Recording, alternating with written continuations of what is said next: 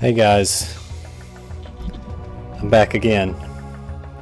I think we're way past the legally allowed dosage of Castlevania 64 games in one day.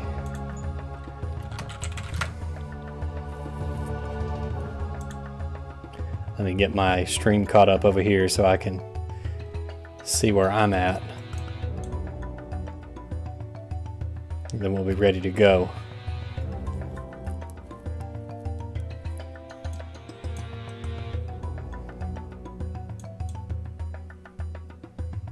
There we go, I think.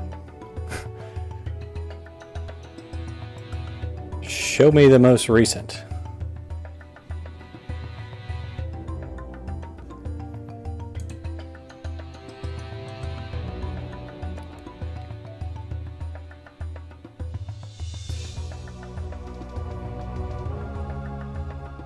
Okay, there we go. We're caught up.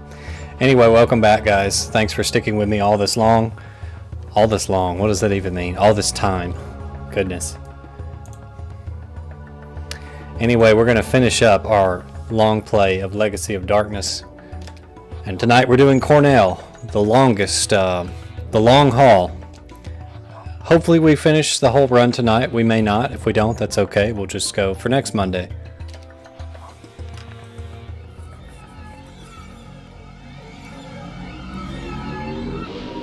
We're going to use the alternate outfit because we're cool like that.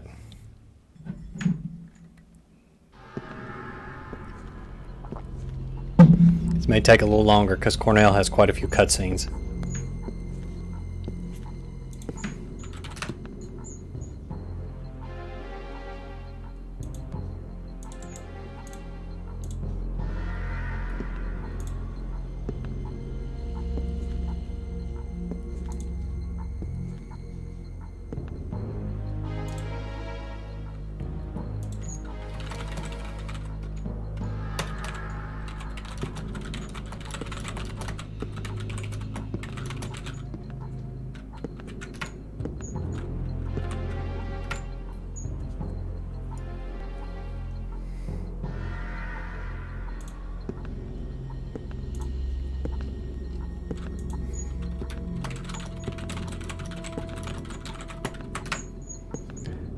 Don't mind me, I'm just enjoying the cutscene while I promote. Gotta push it to all the local discords.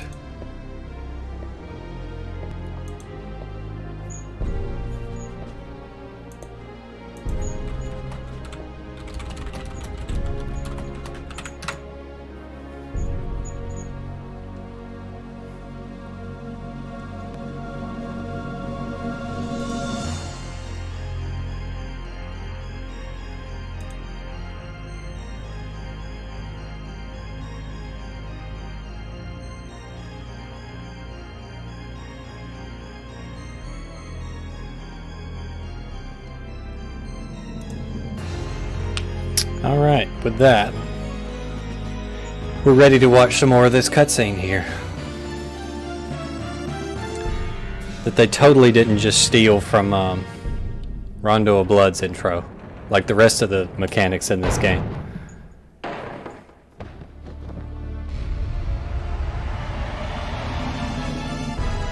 All that to resurrect this dude. Why not just resurrect Dracula?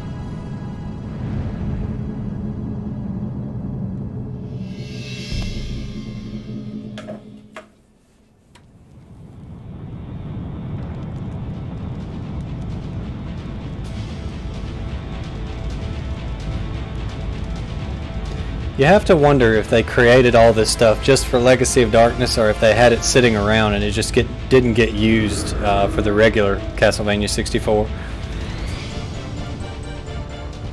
The skeleton's just up there smashing the roof in.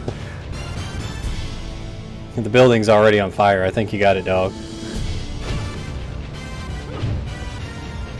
Some nice Cornell martial arts animations that would have been in the final game that don't get used in combat.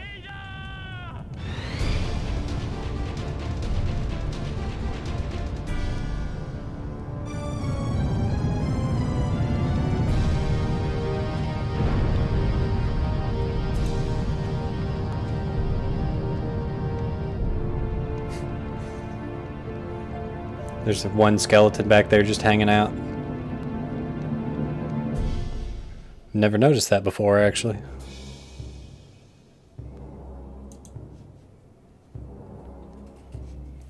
Hey Ernest, how you doing? Long time no see. Cornell, also known as Blue Crescent Moon.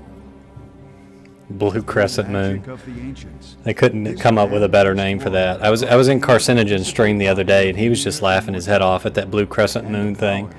I really think that whatever they called him sounded cooler in Japanese, and they just directly translated it. That's why they went with that kind of goofy nickname for him. Sealed away their enormous magical powers to prevent them from being used. However, through severe ascetic training, Cornell acquired the art. How's the fishing stream business going, Ernest? After a year of traveling and ascetic training, Cornell rushed back to his village, only to find that evil spirits had set the village on fire, engulfing the village in a lotus flower of flames. His only living blood relative, his sister Ada, was carried away by the evil spirits. Now, he must save her. Cornell uses the man... Rolling in the money, huh? The Amazon affiliate program's really helping out then, it sounds like. Somebody must have bought a tackle box. Carrie Fernandez. We go back 8 years in time. So if you were dumb enough to watch my 5-hour stream earlier today, this takes place 7 years before the quest we saw in those videos. Now, the truth that has been shrouded in the gloom of darkness will be... Cash money. Ernest got that dirty, deep web fishing money.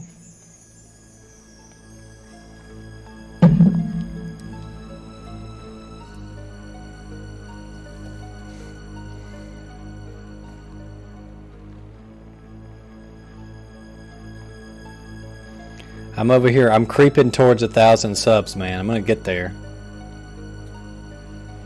The live streams help. I usually pick up 1 or 2 per stream. Yeah, dark web cache. That's what we need. I'm gonna go to YouTube jail if I keep saying those trigger words. Dark web cache.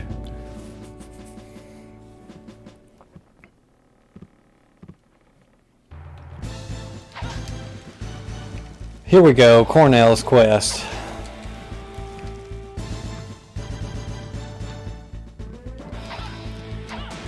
It's good to be back in the LOD engine. I'm not used to the original engine. Wasn't the first Bitcoin transaction, some guy bought a pizza, and the money that he spent buying the pizza, if he had kept it, it would have been worth like millions now or something like that. I know that guy got the short end of the stick for buying a pizza with Bitcoin.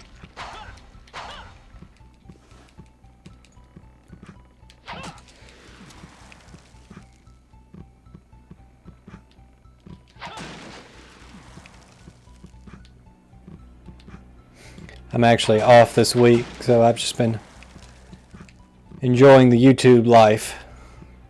I know it's only Monday, but so that's all I've had to do this week, so other than Christmas.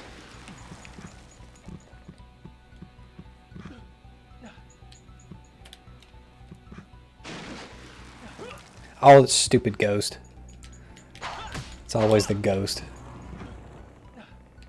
Oh, there's a barrel back here. Yeah, me and Derek, we usually split it up. I usually take the week of Christmas, and he usually takes the week after Christmas. And I have offered to switch before, but he prefers that week for whatever reason, so.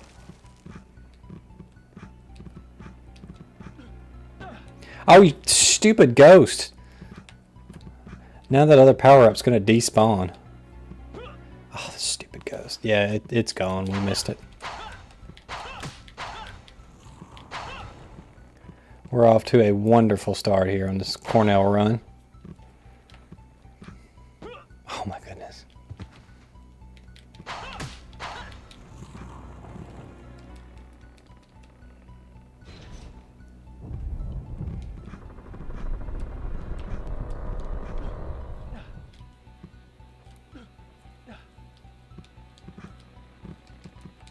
It's okay. Our Reinhardt run started off bad last week, but we got a grip on it, so we're going to get a grip on this one.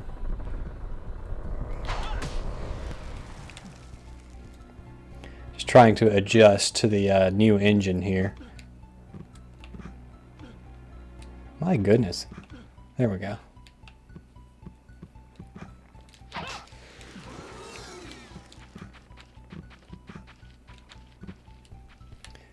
Oh no.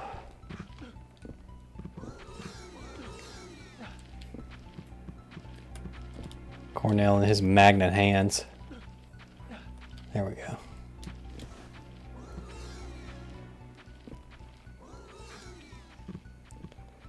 I actually bought Cyberpunk. I bought it for PC and it runs. I can actually play it on ultra high settings. It's just it's very buggy. It does run. It's not as bad as the trouble as some people have been having. But I don't know. I played it really hardcore and then I got kind of burnt out on it. There was a big patch that released this morning that was 1 gig. So probably this weekend or maybe tomorrow actually. Not this weekend since I'll be busy with Christmas, but tomorrow I'll probably check that out.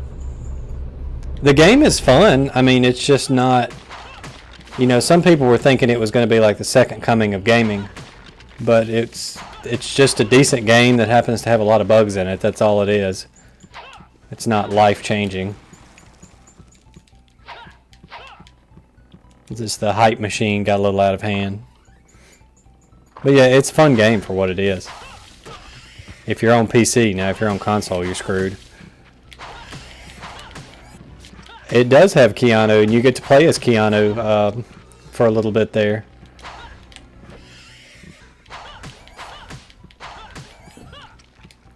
And he's really strong too. Like there's your character, and then you get to play as Keanu Reeves for a little bit. And he's like super strong. He has like 4 times the health you do, and his shots all kill in 1 hit. He's really strong.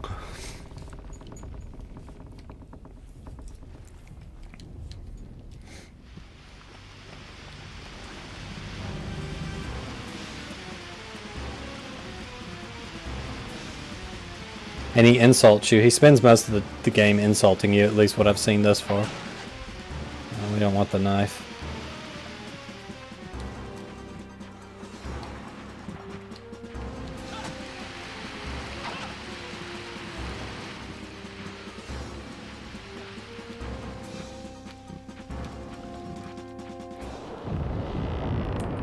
Do you really play PUBG?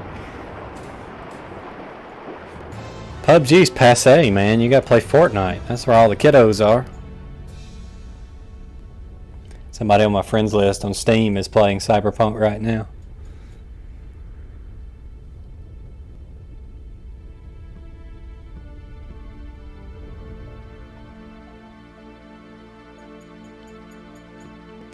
Imagine playing PUBG in 2020.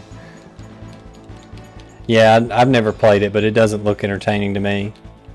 I know a lot of the guys at work, or that used to be at work, like to play it, but I just never got into it. We had one guy that shared the same name as me. You know who I'm talking about. Maybe you do. He bought an Xbox just to play Fortnite on it.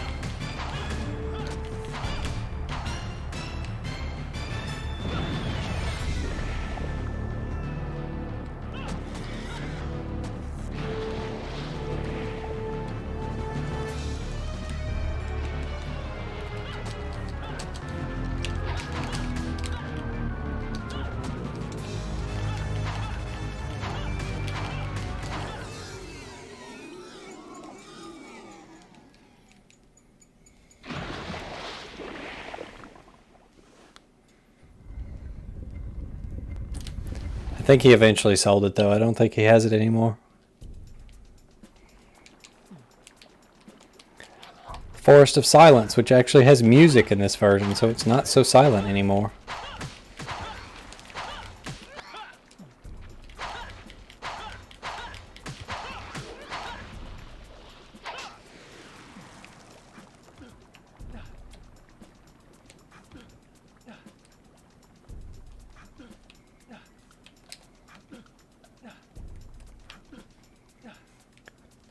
Platform Climbing Champion 2020.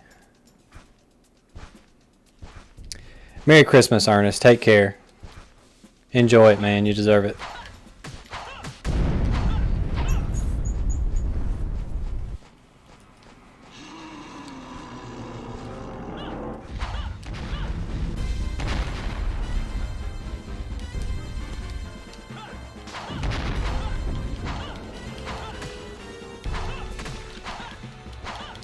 I could really use a power-up here.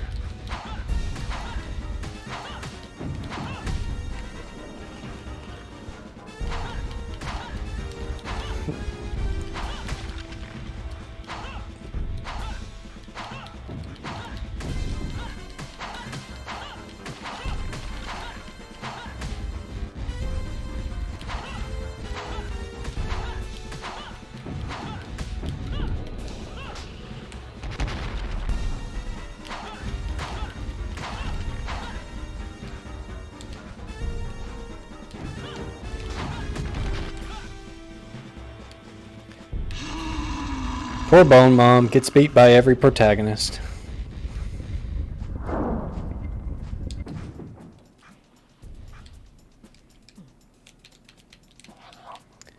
Save as usual, just in case we bork a ledge grab. We can finally get a power up here.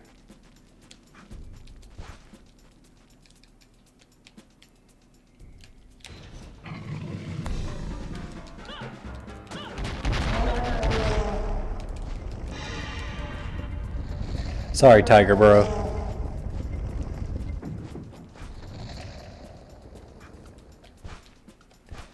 Frosted Flakes do not, in fact, make you great. Oh, there's another one. Okay, we're at full power now. Probably fall in a pit and lose it here in a second.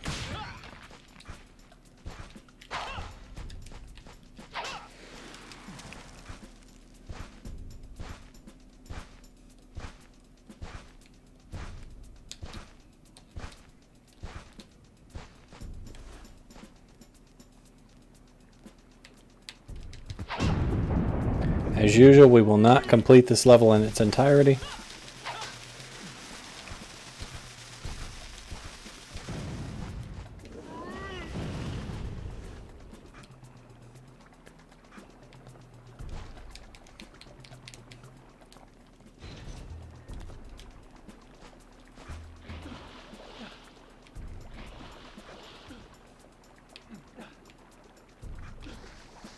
Back to Ledge Climbing Simulator 2020.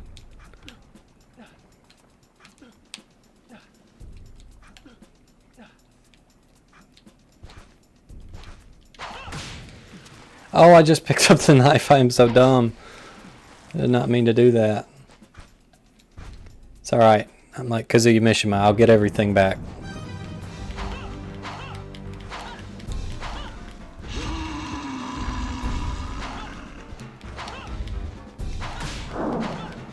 Yeah, I think I may pick up speedrunning Henry again. That was always fun.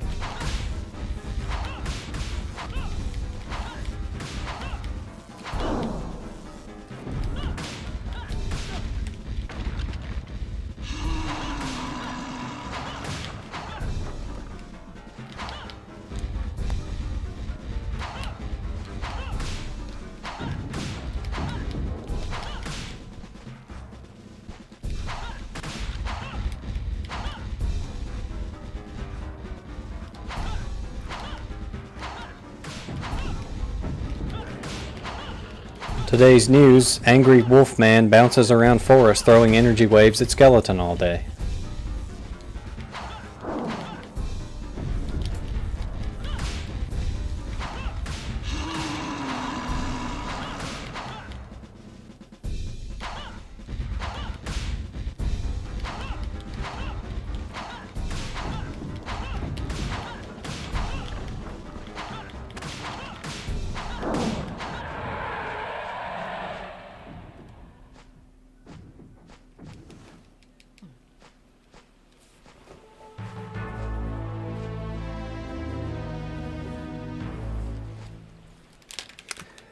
Cornell actually gets a unique cutscene here, so we will watch this.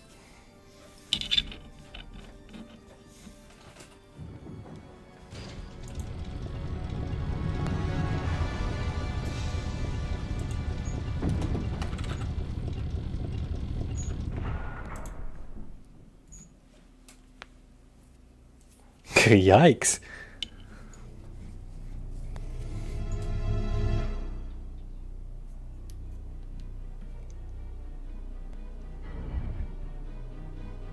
Swole Tega over here lifting the grate with his bare hands.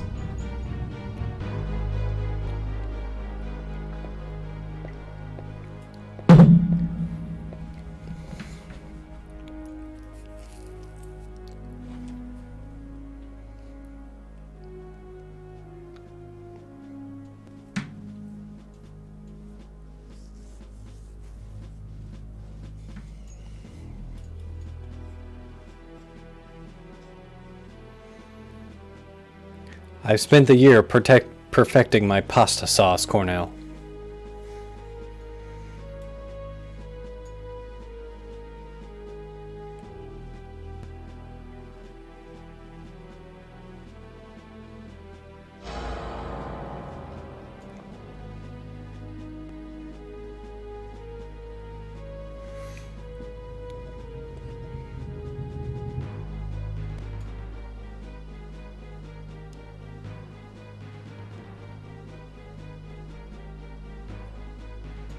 Cornell, like most CV64 protagonists, takes an exceptionally long amount of time to catch on to what's going on. Or maybe that's just Konami's writing.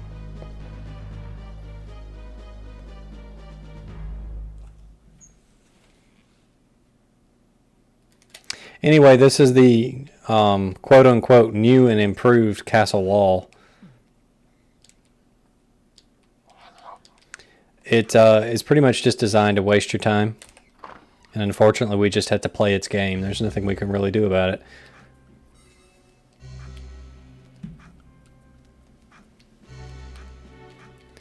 Fortunately, the climb isn't as bad as in 64.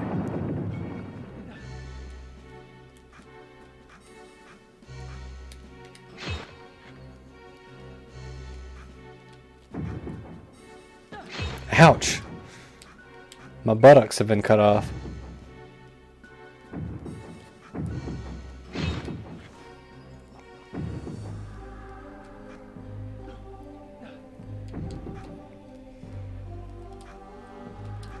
I was playing that kind of risky, but we got it, so it's cool. Even the bone pillar is no match for Cornell's brokenness, and we haven't even used the werewolf form yet. Guys don't know about the werewolf form.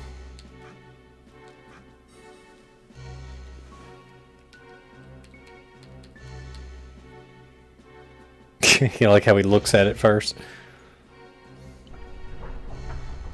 So basically there's a really lame puzzle here which involves you open one gate and the other one closes, and you have to do some tomfoolery to get them to both open at the same time so you can go through. It was basically Konami's loose definition of adding depth and puzzles to this what was really a rather simple level before. We need to try to find a sun card while we're down here.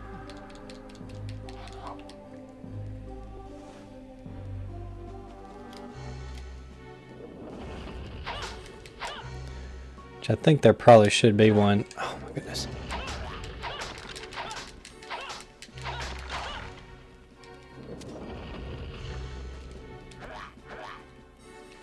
Make our knife suck a little less.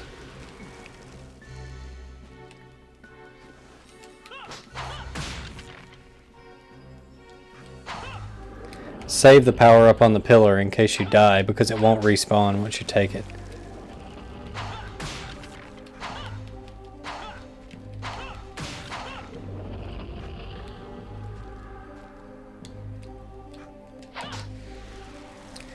A cross is better than a knife. We'll take it.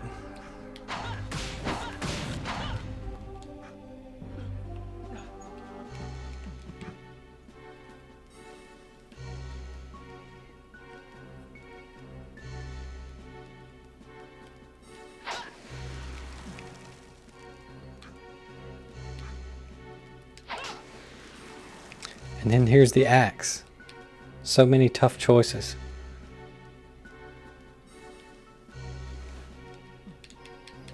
Alright, I'm going to turn on the fast forward feature so that we don't have to sit here and wait for 3 years. Because I don't believe we have a sun card.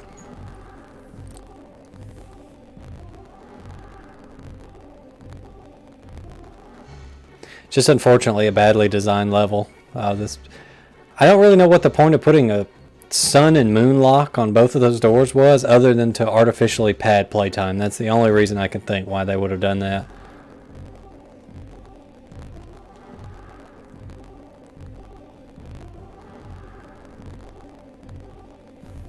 In the meantime, I'm going to go ahead and pull up a strategy guide here so that when we get to the Tower of Ruin, we don't have to waste a lot of time, because we certainly would be.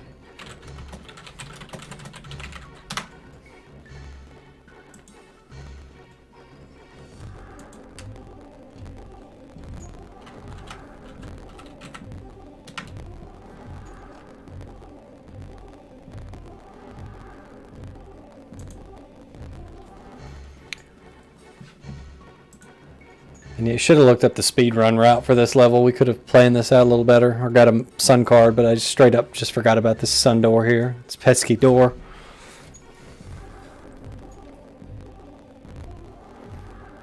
You should never make sections in your game, if you're a game designer, where the player just has to sit and wait for like 5 or 6 minutes real time for a door to open. Because, you know, there's no guarantee that the player will have picked up a sun or a moon card. You have no way of guaranteeing that.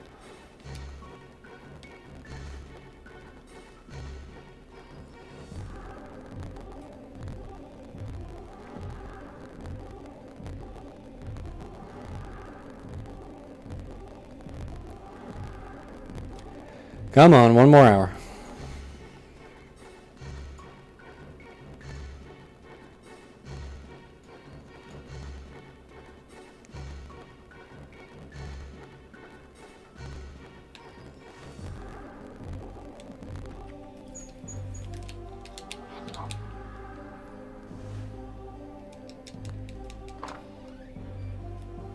And we're back.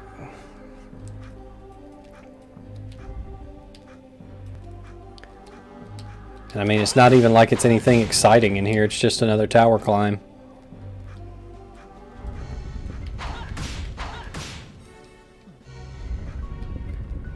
More guillotines to climb over.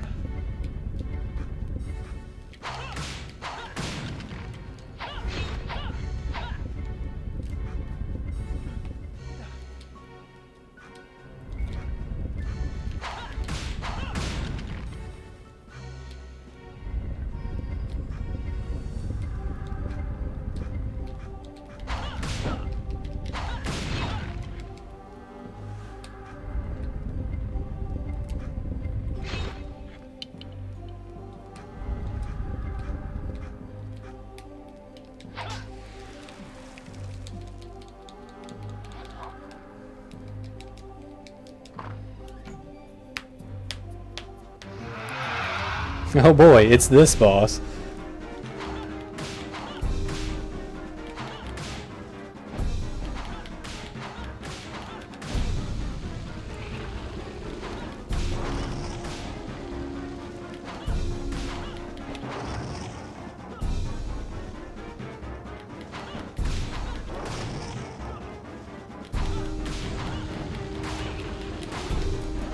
Cornell's energy wave is so strong it just completely negates the dragon's attack and still hits it anyway.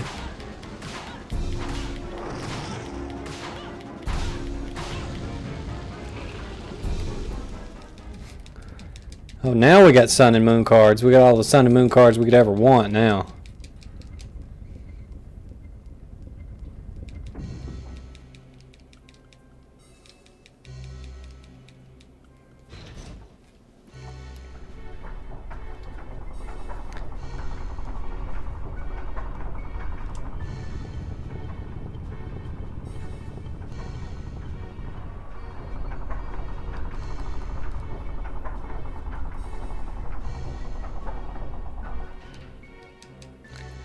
Yeah, this is a dumb puzzle. I gotta see if we do this again or if we... Okay, yeah, see, now we have to go back to the other tower and do that one again. It's just so dumb.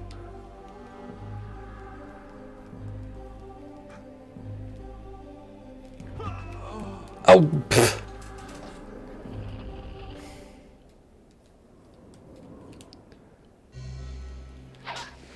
If that isn't the biggest bag over the head punch in the gut, I don't know what is it. And that's why we always check to see if it's loaded.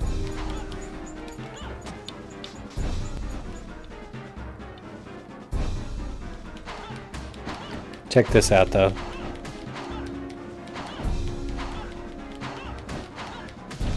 Safety strat right here, boy.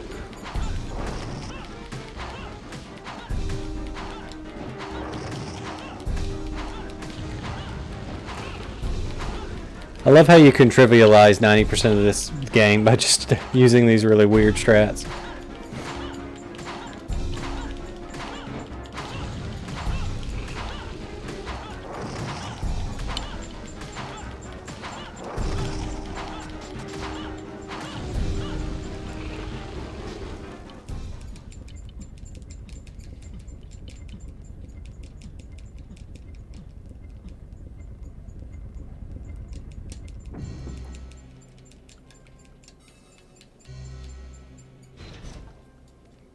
Well, that didn't take us too long to regain the territory that we lost to the falling book. So that's just pretty much closing that gate, so...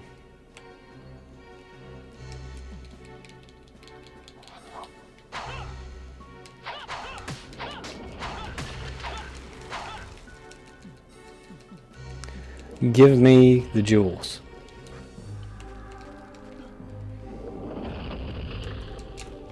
Cornell, get up there. Or don't.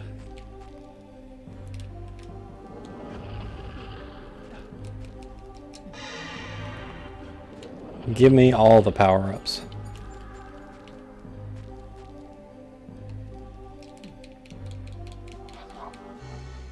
And see, now you get to use a moon card and do that whole thing over again. Because somebody at Konami decided what this game really needs is more sun and moon card usage. Hello, Phillips. G. Phillips, how you doing, man? Good to have you back. Saw your comment on my stream earlier. Hey, we missed you.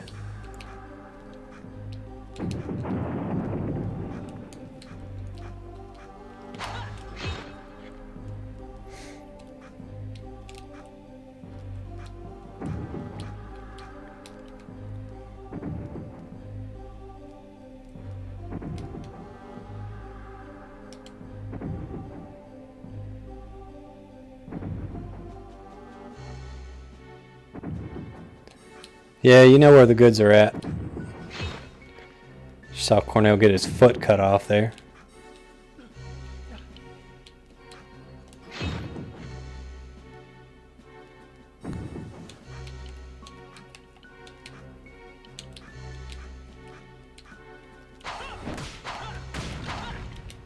Ooh, an axe.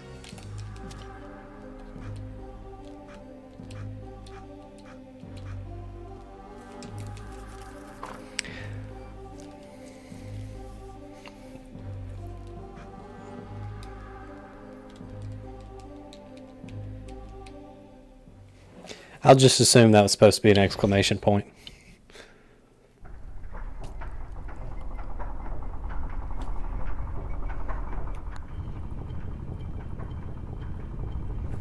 Cornell's quest is it's really long, but it doesn't have really much substance. Is why I don't play Cornell as much.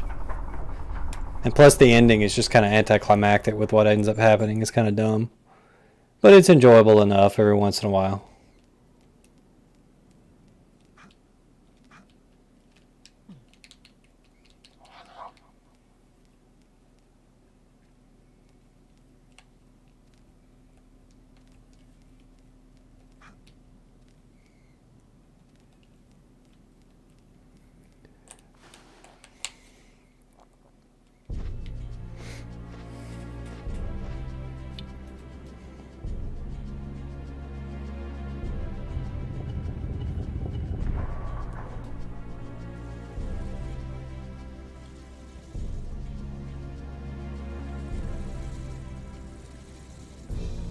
Yeah, I definitely think Cornell's quest, being the way it is, would have been 100% more acceptable if it was that way at the beginning and you didn't have to buy another $60 game to play it.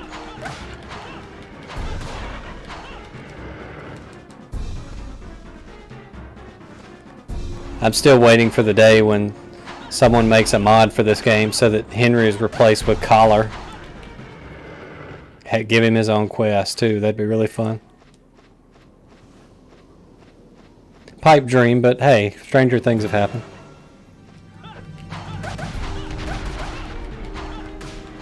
Come on.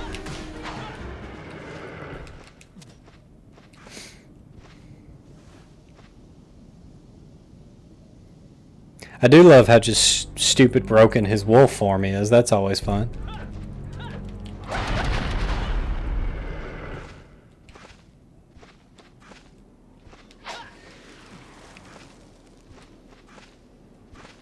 I got to think really hard and remember exactly what to do here on the on this level, because I know it's been remixed heavily.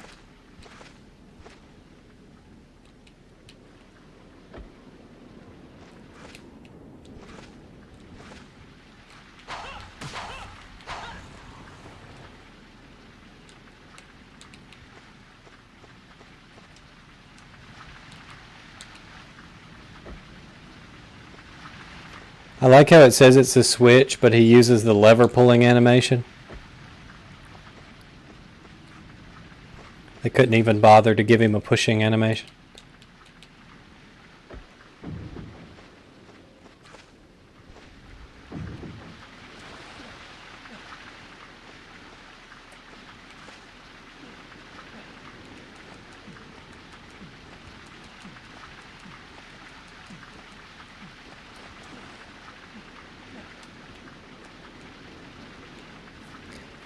Let's see, if I remember correctly, you have to wait until like morning and then touch this and you can take it, if I remember correctly.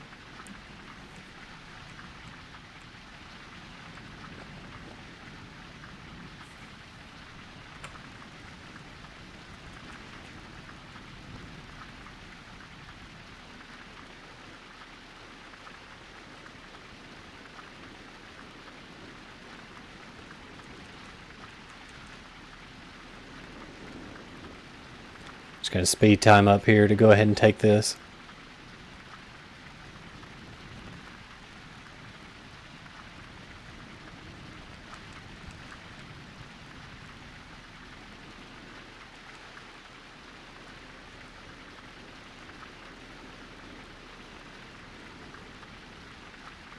Just a lot of Cornell's quests, just waiting around, at least at the beginning. Lord help you in Art Tower if you don't have a bunch of Sun and Moon cards saved up.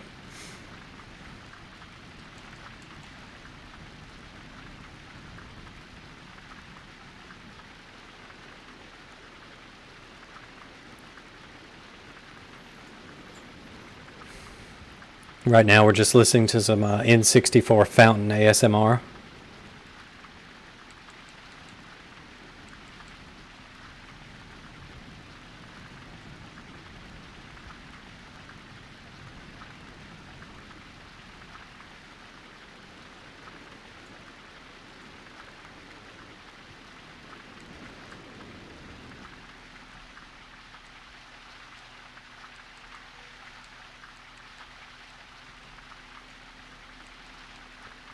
Well, I thought that we could take this.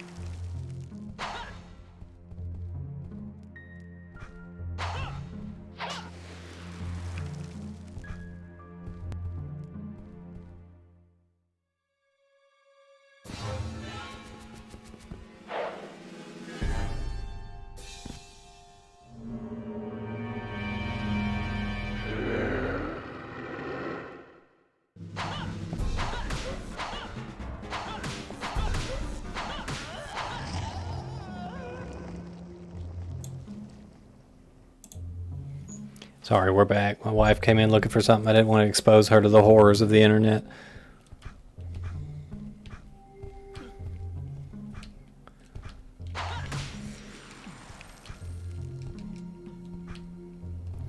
Yeah, I think I remembered as I was sitting there wasting all of you guys' time that you have to go find, I believe, a crest. Not really a key, but a crest of some kind in the mansion, and that lets you open that door, or get the item out of it, rather. The rose brooch, I believe, is what you need for that. And I think you have to be in the rose garden at dawn. I believe that gives you a key. It's really twisted, flipped upside down the way you have to progress in this level compared to the original.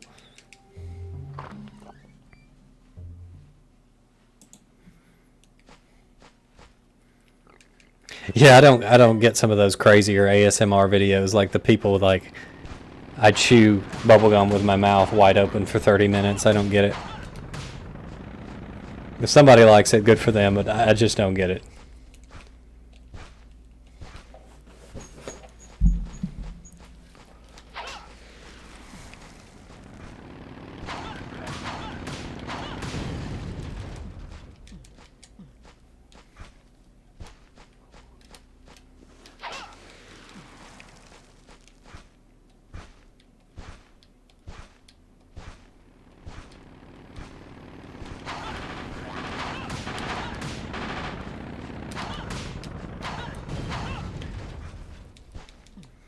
Evel Knievel, that guy wasn't.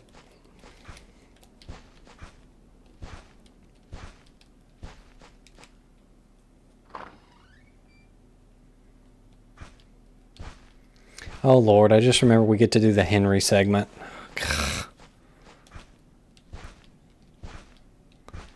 There's another reason why I didn't want to do Cornell's quest is because of Henry.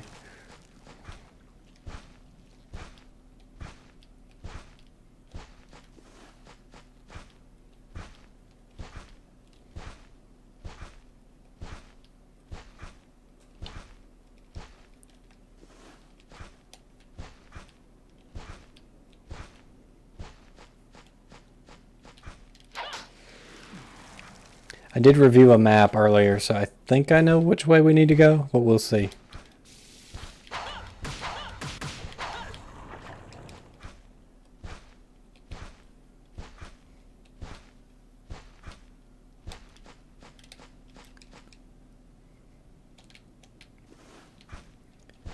So right now, I do own the game, and normally when I play on the console, I use a Brawler 64. But I'm just running an emulator for ease of capturing the stream, and I'm using a USB to PlayStation 2 converter to play it.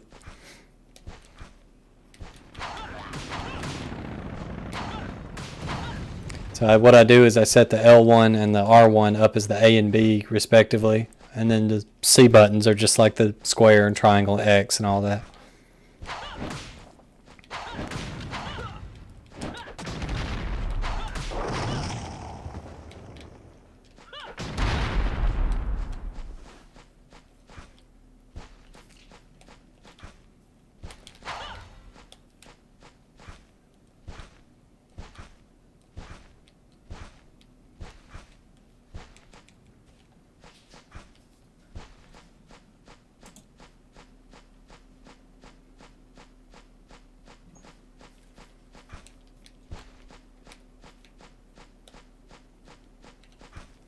Well, I thought I knew which way I was going. I think I will pull the map up here in a minute, just so we don't get hopelessly lost.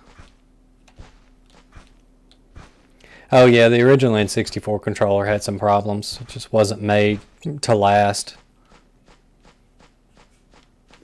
Which is surprising from Nintendo, because usually they make very good quality controllers, like GameCube controllers that are still lasting to this day.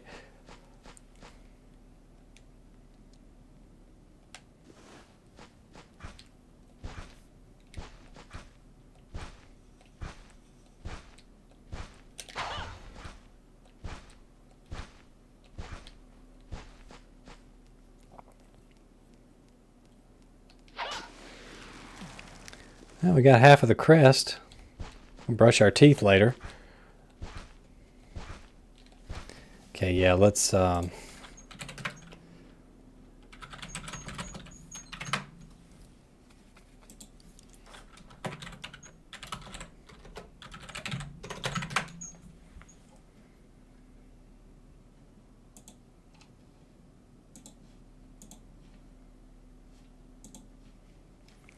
Here we go. So let me get our bearings here. Where is Henry?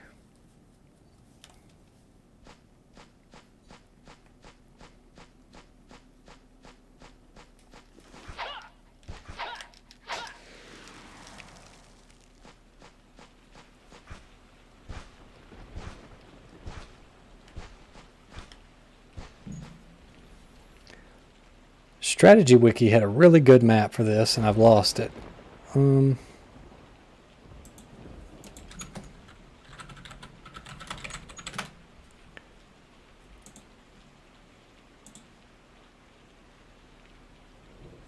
Here it is. Perfect. Okay.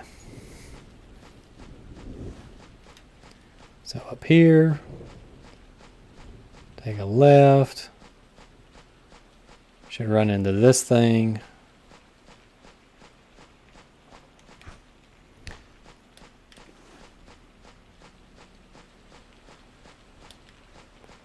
A door right here.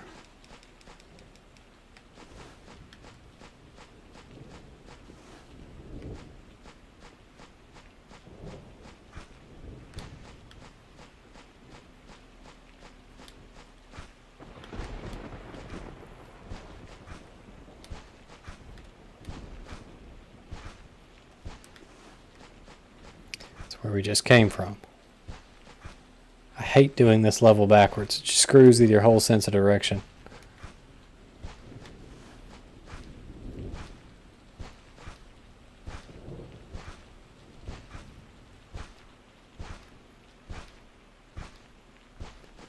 Okay, here's this part. So we want to go...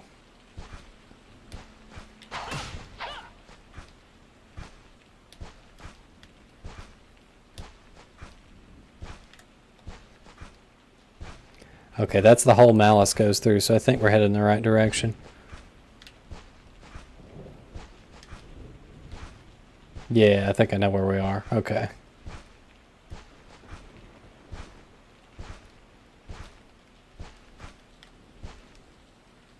How can that door be locked?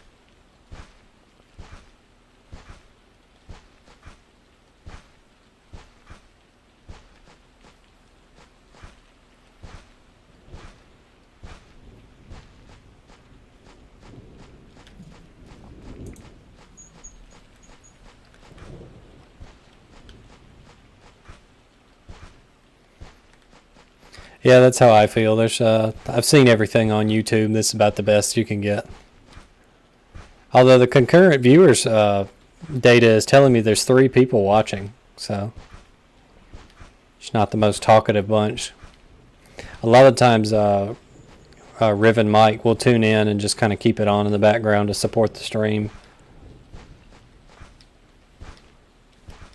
I know lots of other guys that do that, so kudos to them. Okay, we just came from here.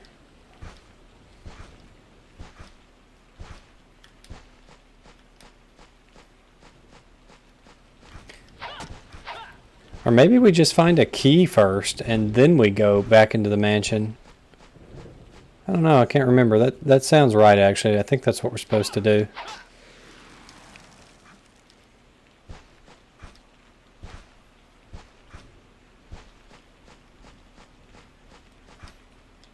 So long since I played Cornell's Quest.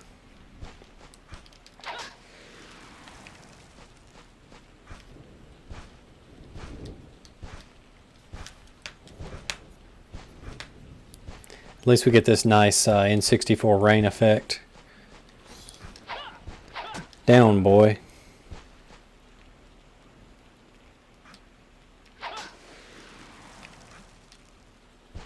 Okay, so this door should be locked. Yeah, it is. I think we'll go through that with Henry later. So that means, let's try this. No.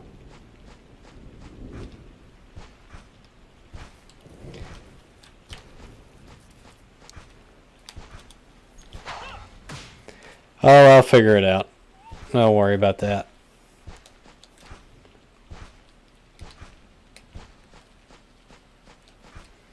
Like I said, I'm just trying to remember what Cornell has to do here, and I believe we actually get a key, go back into the mansion, which opens up the rose garden, which lets us get the thorn key, which opens that door. And somewhere in the middle of there, we have to rescue Henry, which would be a nightmare in and of itself.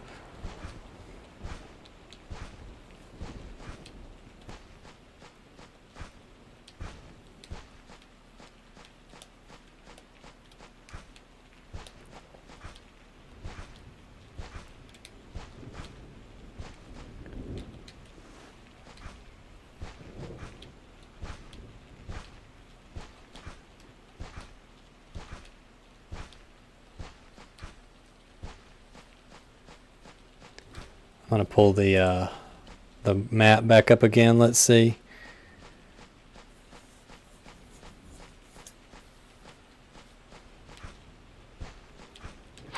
Here it is. Okay. Rose garden key. Yeah, that's what we need. Okay. And that spawned the skeleton on motorcycle, so I know we're heading in the right direction now. We just gotta hope we can make it back into the castle in time.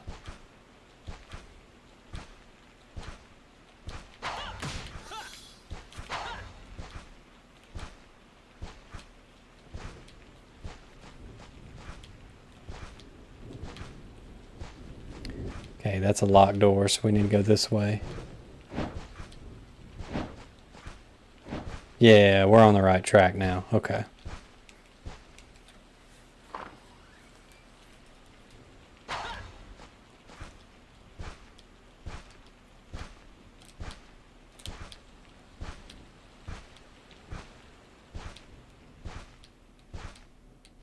Come on, Cornell, book it.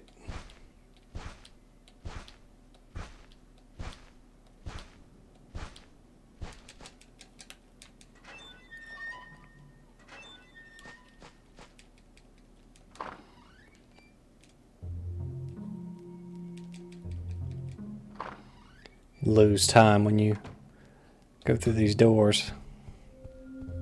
Come on.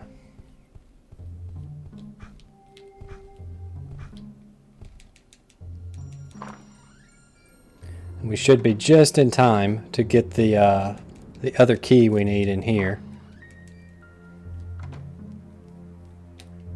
Yep, there it is. You have thorn key. Straight to the point. I love it. Alright, I think we're semi back on track. I just have to remember there's about 7 or 18 things you have to use to get out of this level, so... Should we keep our level 3 axe?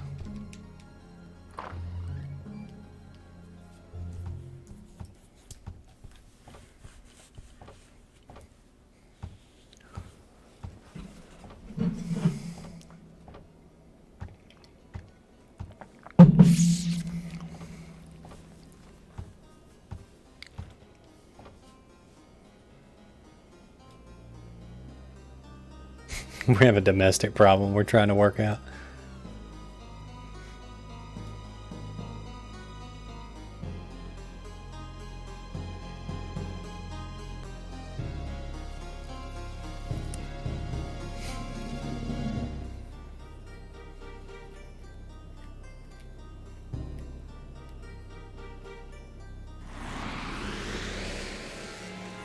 Of which to wet my whistle. It's more of that A-tier dialogue choices.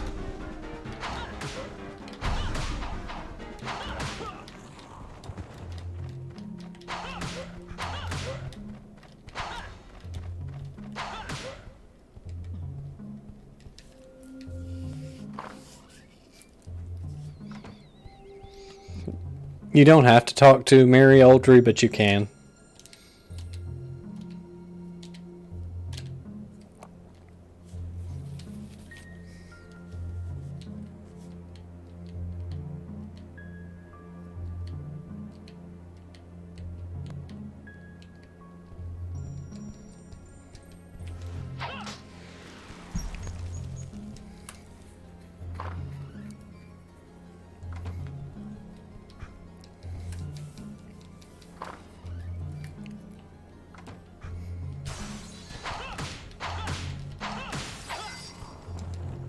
Essentially, yeah.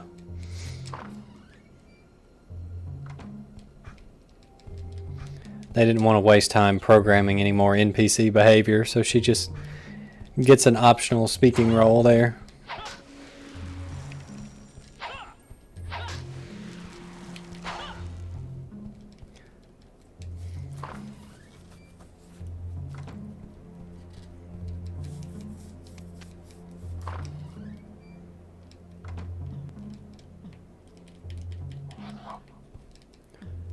Third level in the game, we're already maxed out on chicken.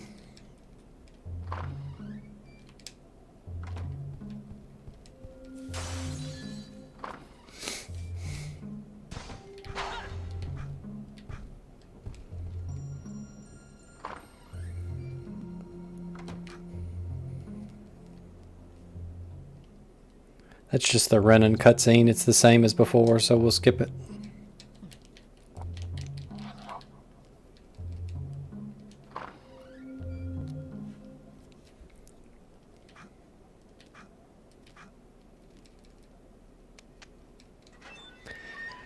In the words of Anakin Skywalker, here's where the fun begins.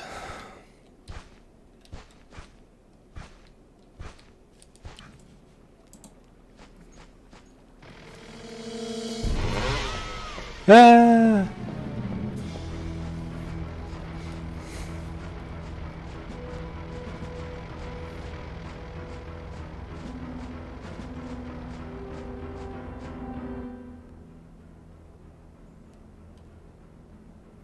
What kind of person are you?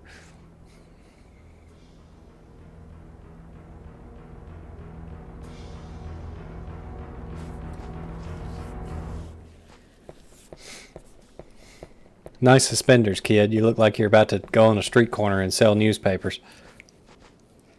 Read all about it. Wallachia under surge by evil Dracula.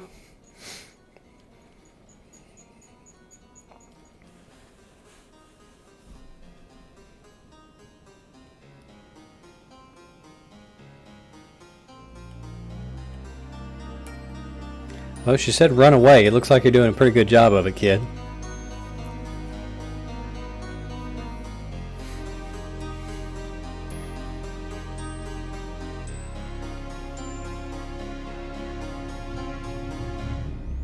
Don't worry, kid. In 7 years' time, you'll be slinging bullets and wearing armor.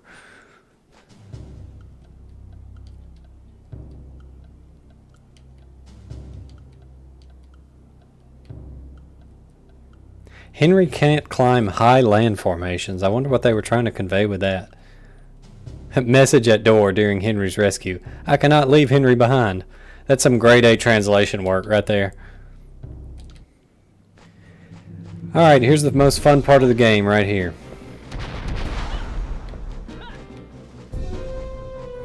Henry moves like frozen molasses butter.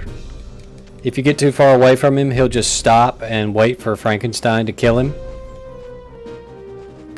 And you have to deal with Frankenstein the whole time trying to kill him. As well as other enemies.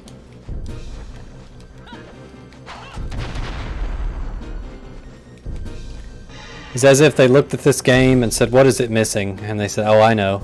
An escort mission.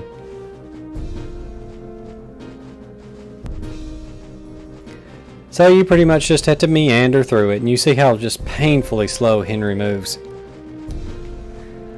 Like all those memes about people hating escort missions, it comes from this.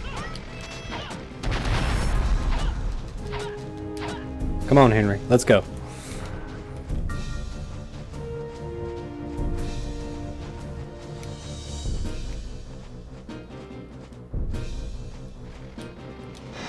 Oh, I didn't mean to do that. It's okay. We can one shot him now. Come on, kid.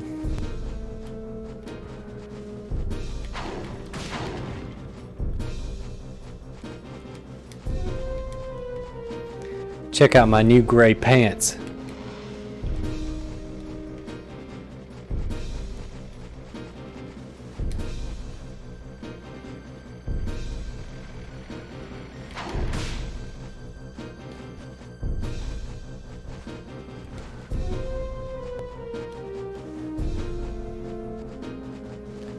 Come on, Henry.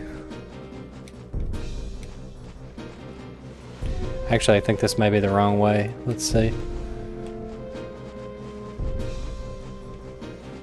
No, we're going the right way. This is the right way. Okay.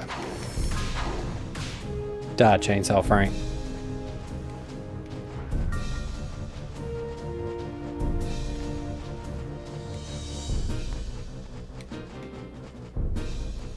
The only saving grace about this section is it's the same route you take with Malice, so if you've done that, you can do this.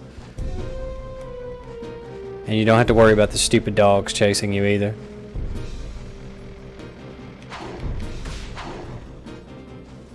Alright, let's get out of here. Well, not these dogs, obviously.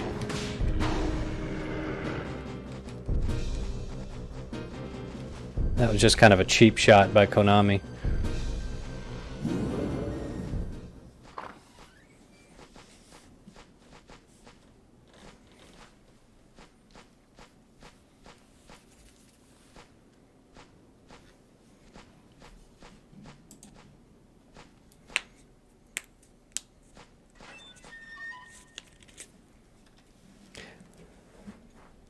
Hey Omar, thanks for dropping in. And Phillips, yeah, this part, if you don't know the way to go, you can spend hours trying to do this part, because if you get lost, Henry is so slow and he dies so easy, and he just literally will just stand there and wait to be killed. He won't try to run away at all.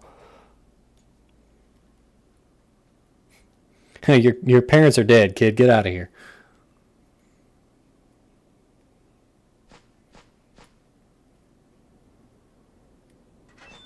I'm going to go be the best newspaper salesman ever, Mr. Cornell.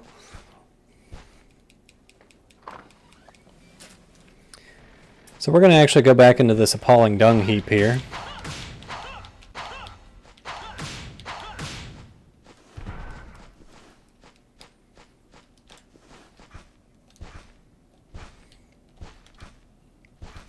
We need to go back to this area and get the rose brooch, whatever you want to call it, out of here.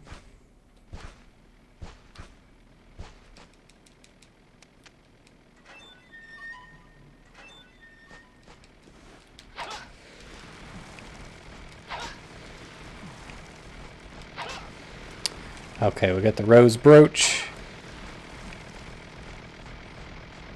Where's old? And this is funny. The AI has no clue what to do when you're in here, so it just runs circles around this room.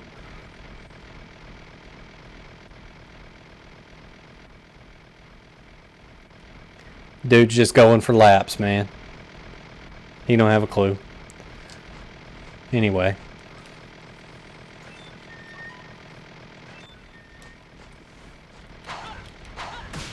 He found us.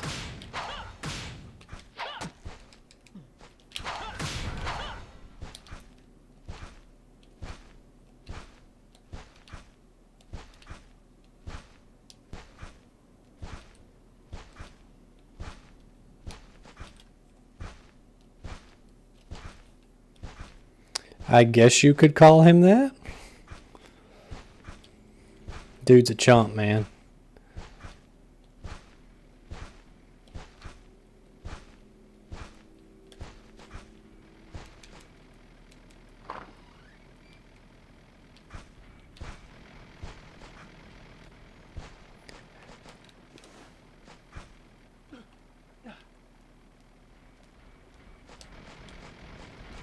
He can, however, teleport, so we do have to be careful.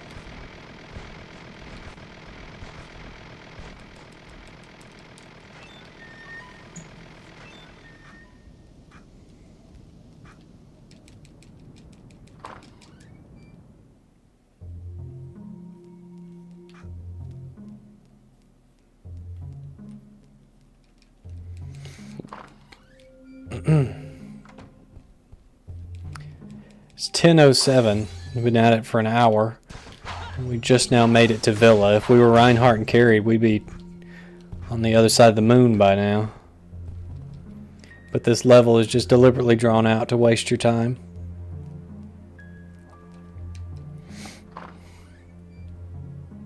But it's okay, because once we hit the next few levels, things will really start picking up.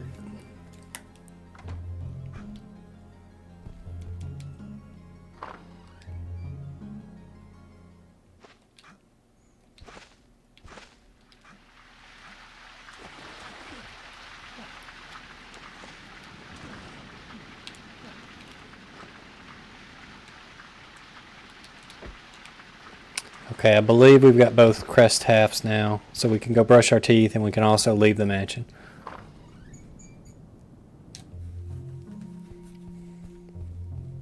Yeah, I know every other Castlevania game has moonwalking. I wish there was moonwalking in this.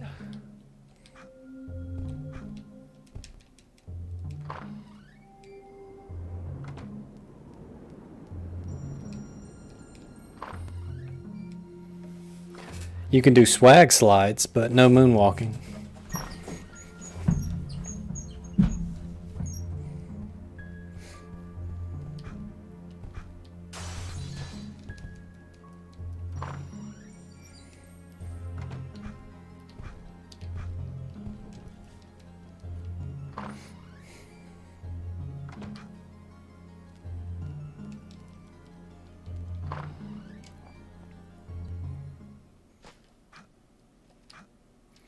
Fortunately, the dogs never come to life for his Cornell's quest.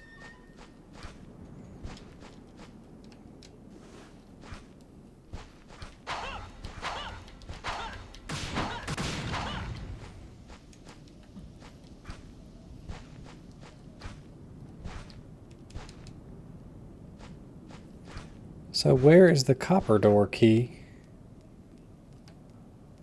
Oh, I think we had to talk to Mary. I forgot to talk to Mary. That's right. Because otherwise, why would you save Henry?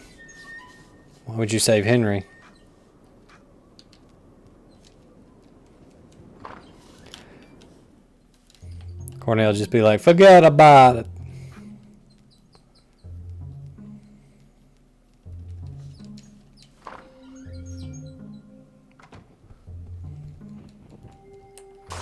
I don't know, man. I think part of it is Mary Oldry and Henry Oldry's fault for deciding to live in a villa that was literally next door to Dracula's old castle. I mean,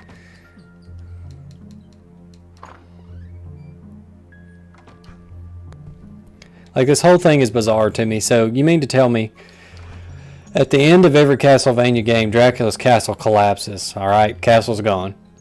And these people happen to be living in this villa. So did they like wake up one day and the castle sprung up? Or did Gilda Ray show up and be like, hey, I want to build Dracula's castle behind your mansion? And they were just like, okay.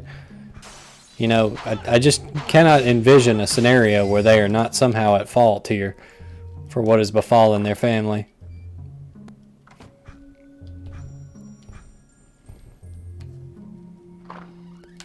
You know, there's building your house on the rock, building your house on sand, and then building your house on Castlevania. And those last two don't work out too well for you.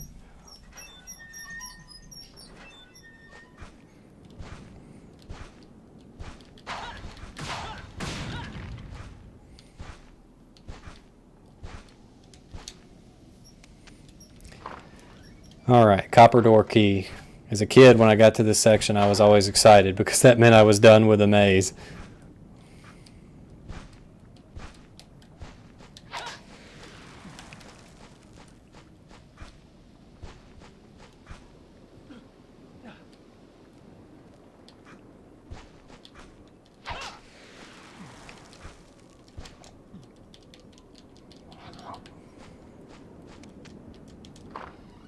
Bingo.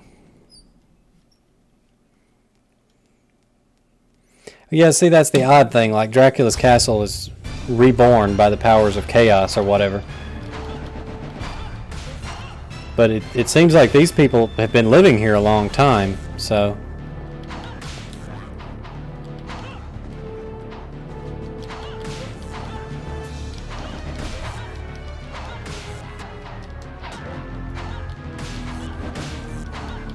What a joke that guy was.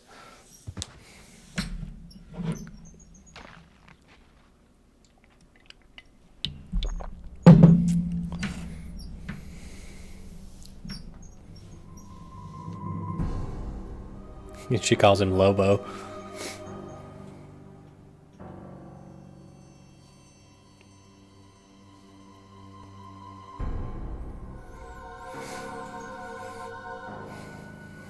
Uh-huh.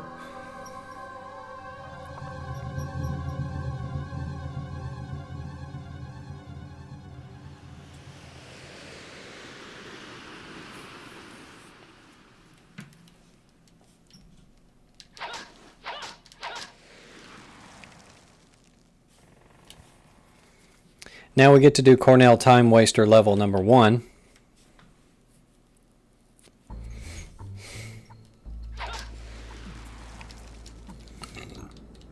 Excuse me.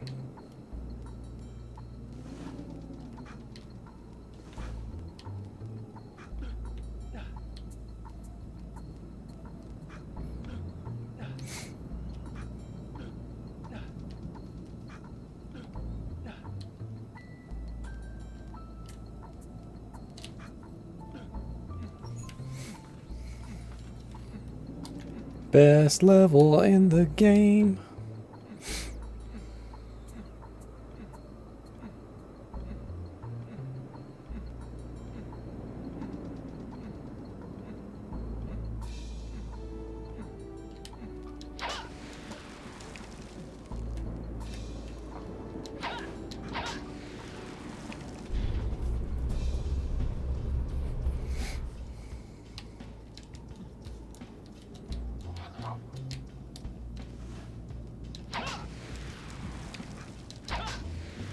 Unfortunately for Cornell, unlike Henry, these platforms don't start raised, so we actually have to do the puzzles.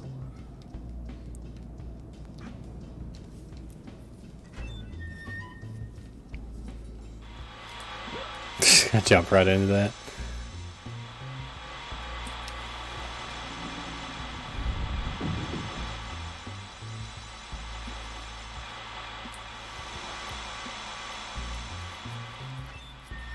Why dodge it when you can just swag slide?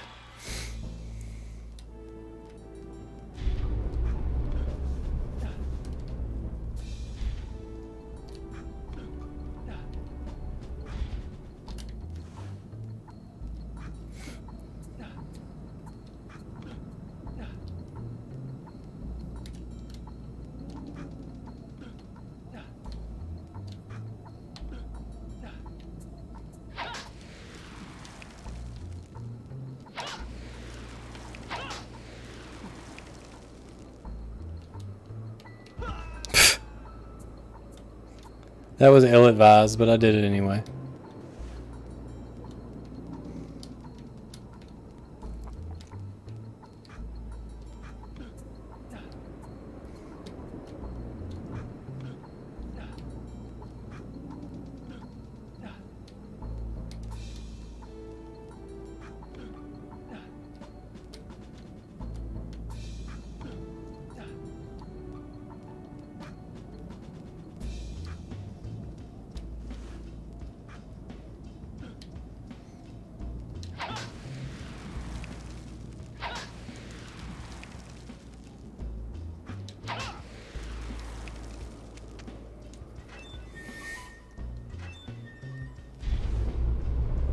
This castle has the most convoluted traversal method I've ever seen.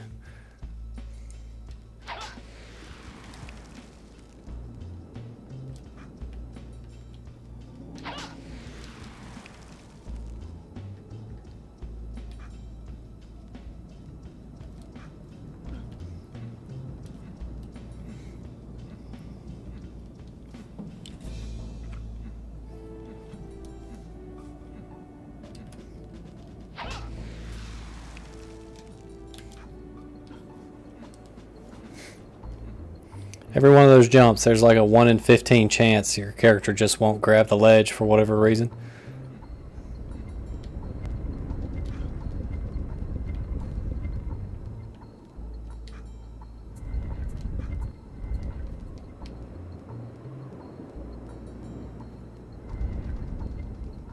I really had no idea there was a platform down there. I just kind of jumped blindly. It worked out for me, so hey.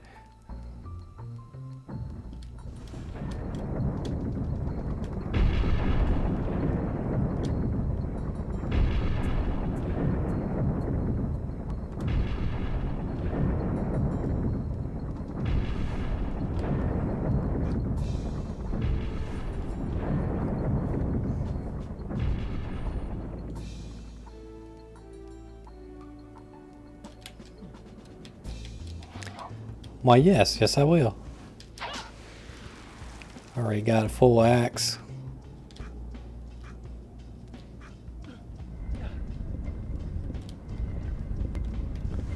when you find an axe power up, but you have no axe to grind.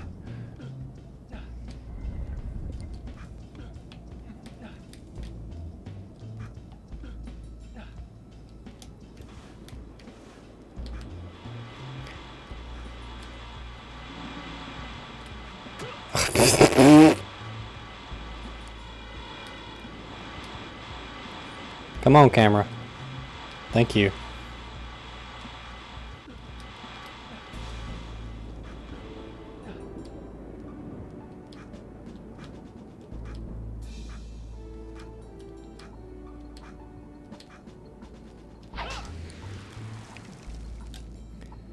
Well, this section just has fall damage death written all over it, so let's use some of our 10 chickens to slide straight down.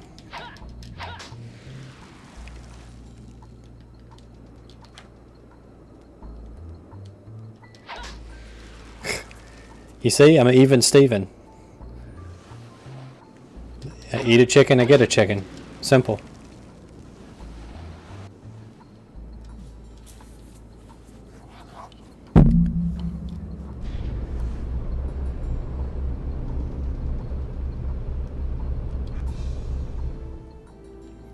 I believe this is a very cheap boss battle here. Yeah, there are worse stages. There are worse filler stages than this.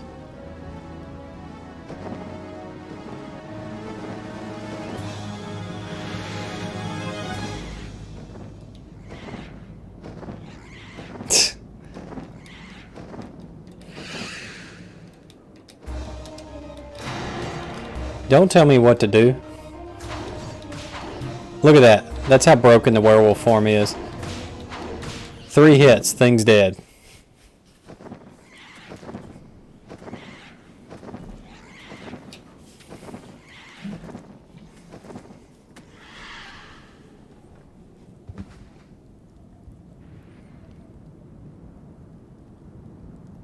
I like how a lot of the new bosses either explode or catch fire when they die.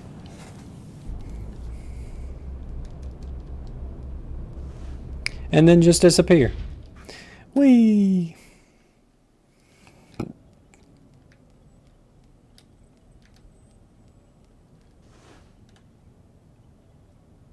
This stage has a weird, like you can hear the fans running when you play it as Cornell. Reinhardt and Carrie, it doesn't load that sound for whatever reason. Oh boy, it's this level. Well, let me tell you guys, you're in for a real treat.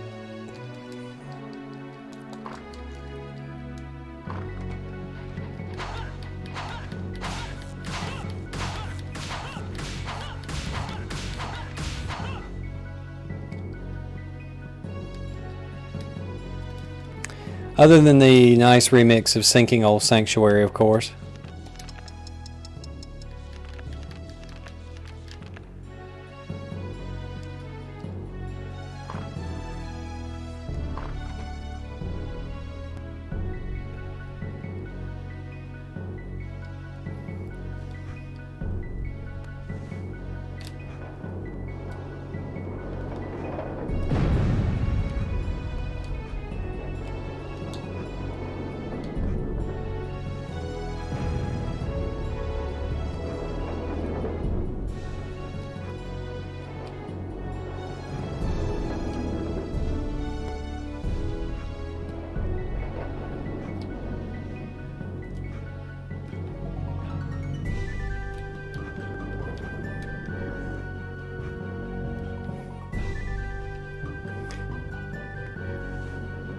Hey, none of your business. Glad you stopped by.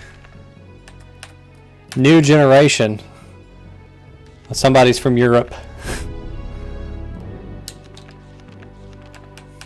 Poor Europe got the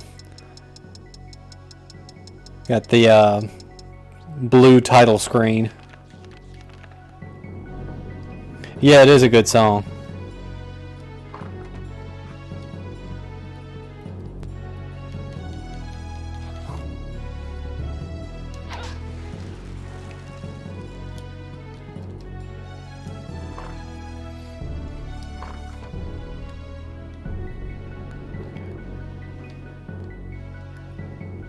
I mean, honestly, the European name makes a little more sense. Honestly, the new generation or whatever it's called.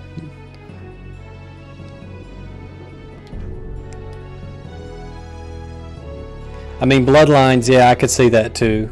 It's better than the Japanese release. They just called it Vampire Killer to make it maximally confusing.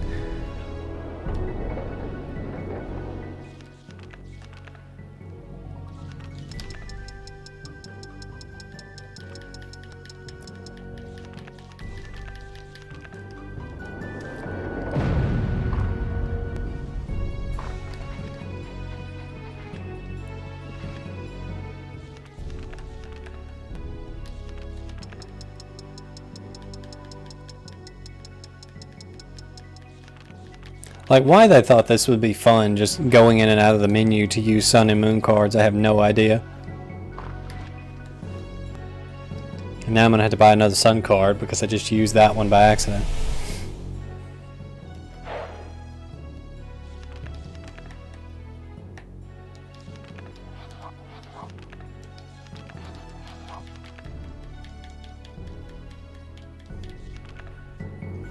Yeah, I think the European version has less blood in it for whatever reason. Like, they changed the title screen to water for some reason. Which I know you guys aren't afraid of a little blood, especially if you're playing a game about vampires.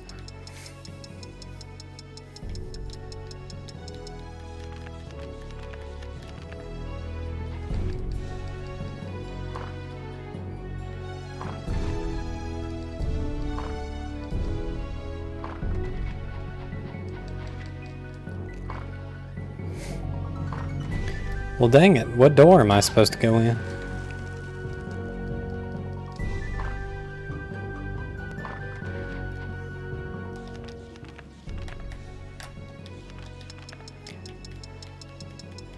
Oh yeah, we're all about that violence, man. Just, you know.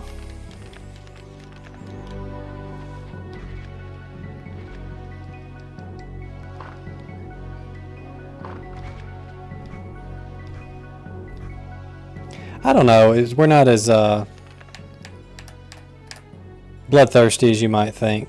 When the first, because see, I was a arcade-going age kid. Well, I was at the age where I thought the arcade was really cool when the first Mortal Kombat came out. I was really a bit too young to go by myself, but you know, that caused a lot of outrage. And now we look at something like Mortal Kombat and it's just like, eh. The old ones, the new one is definitely over the top. But the new one, like, fatalities now aren't appealing anymore like they used to be. Because they're just like borderline like torture, as opposed to just like in the old games it was just like, you know, you're sitting around with your buddies in grade school and you're like, when I play Street Fighter, wouldn't it be cool if you could cut the other guy's head off when you won? And you're like, yeah, that sounds cool. And that's what the old fatalities were. It was just like, oh, I win the match and now I hit the guy and his head comes off. Woohoo. Now it's like you punch the guy, you stab him, you take his intestine out, hang him up with it, slap him a few times. It's like, we don't need all that. It's too drawn out. The fatalities used to be snappy and quick and to the point. And they just kind of capped off a win, and now they're just kind of gratuitous.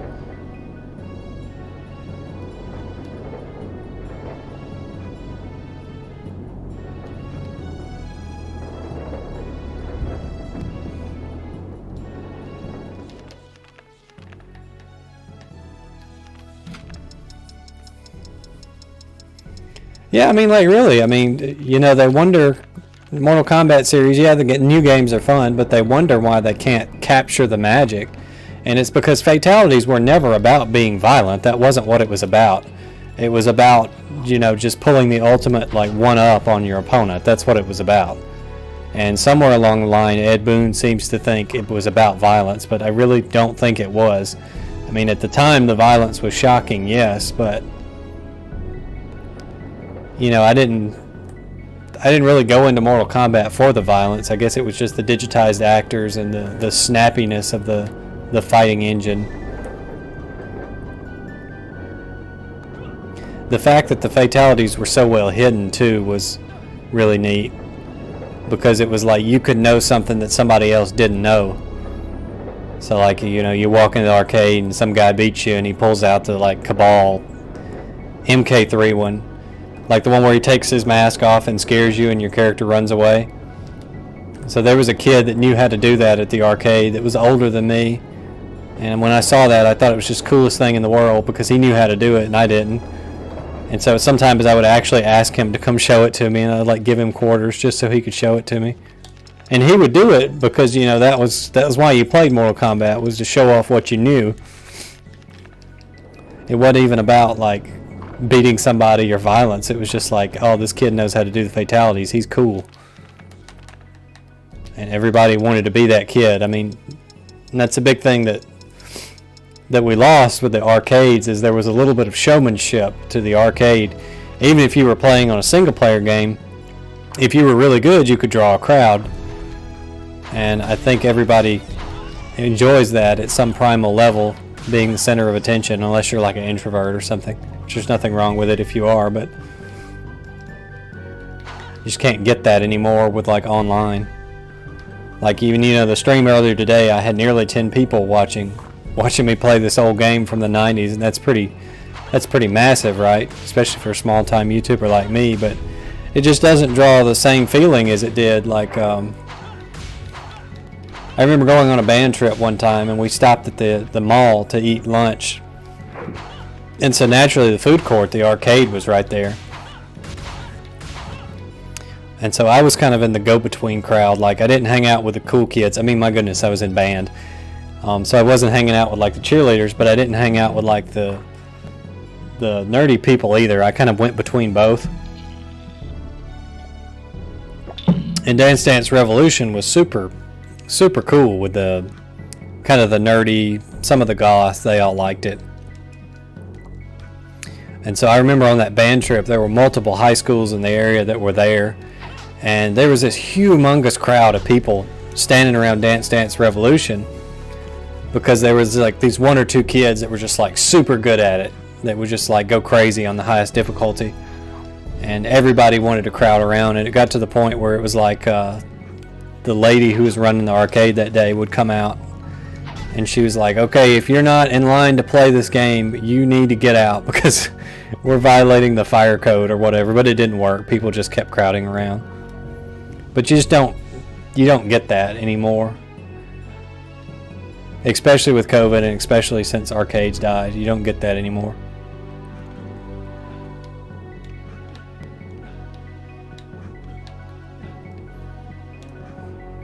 Another funny story, this was when I was a little bit older.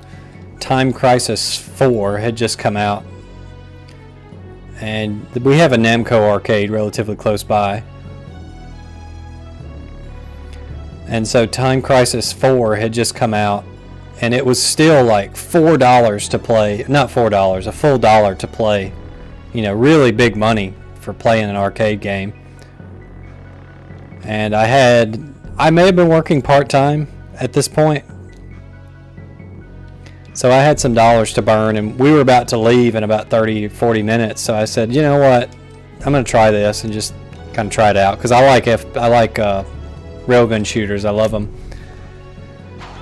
And so I go and I plop down, and they must have had it set on easy or something, because I made it pretty far in the game. And then this kid, who's probably about 5 or 6 years younger than me, walks up. And he's like, hey, you're pretty good. I'm like, yeah. He's like, are you going to try to beat it? I'm like, well, I'm going to try. And he's like, oh, I'll help you.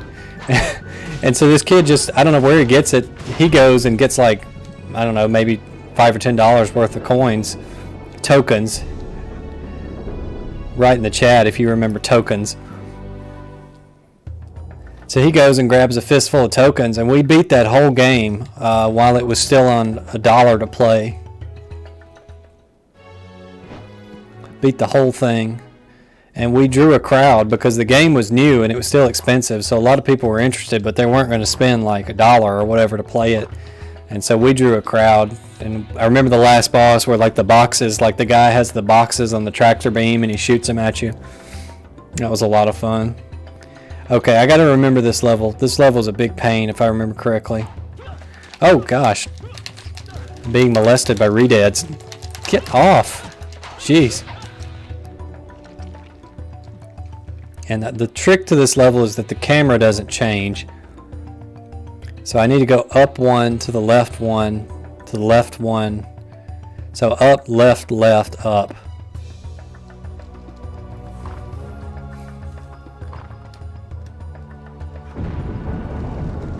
Oh, I forgot about that too. Lovely.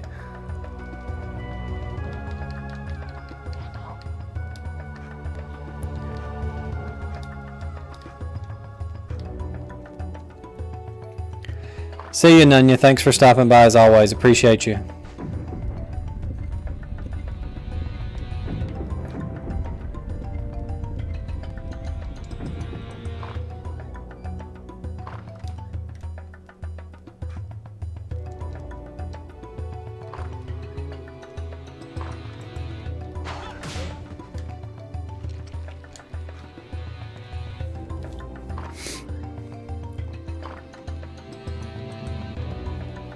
I'm gonna fall for it this time.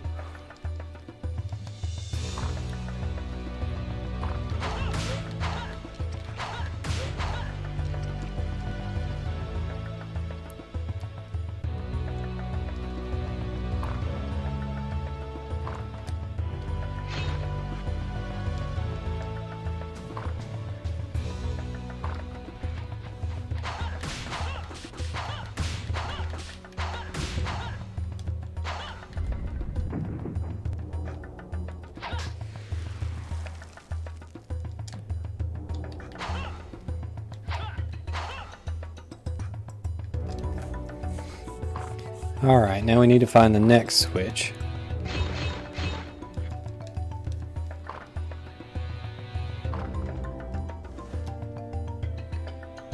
So it looks like we go up, up, left.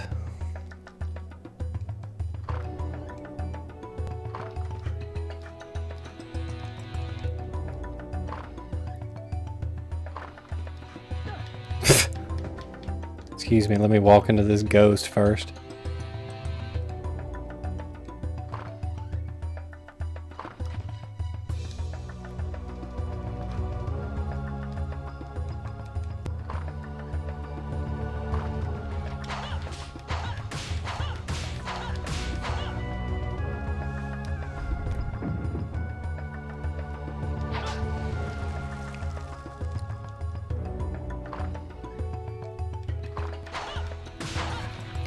I believe this will collapse, so we can go down here, and there's a switch down here we need too.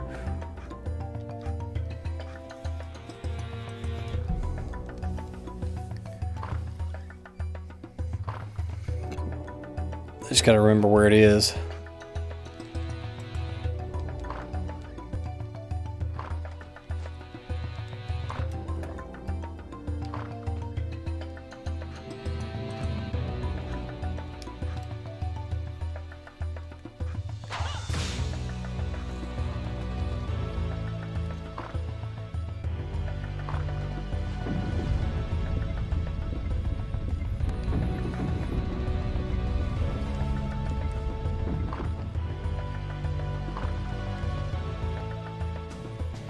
See, we're not gonna fall for this old trick.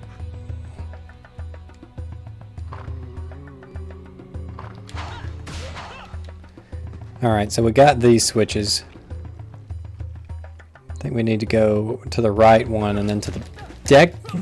Get off of me.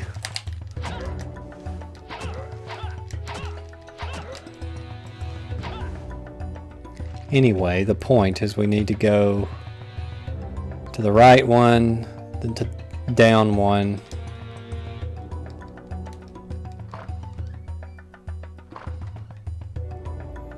Yeah, this is gonna be another trick room.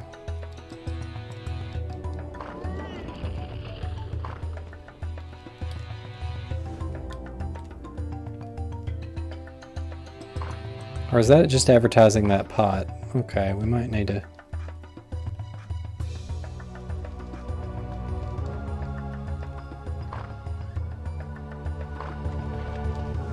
hang a right.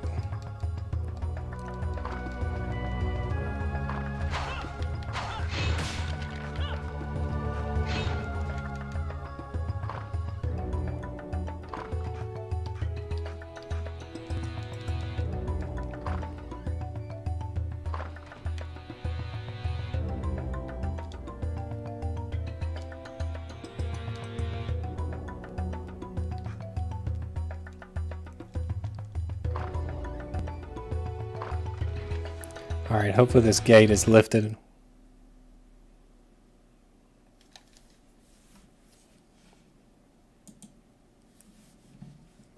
And we crashed.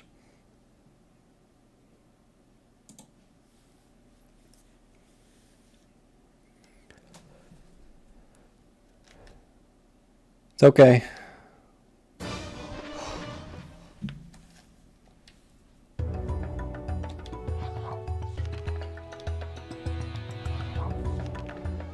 It just means we lose all our power-ups and get to start probably back at the beginning. But other than that, I'm not angry, you're angry.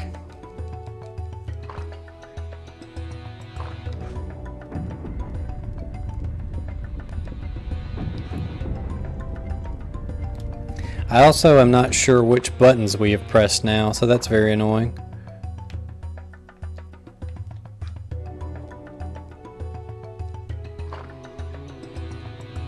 Just means we get to play best level some more. I'll go up and to the left. Okay.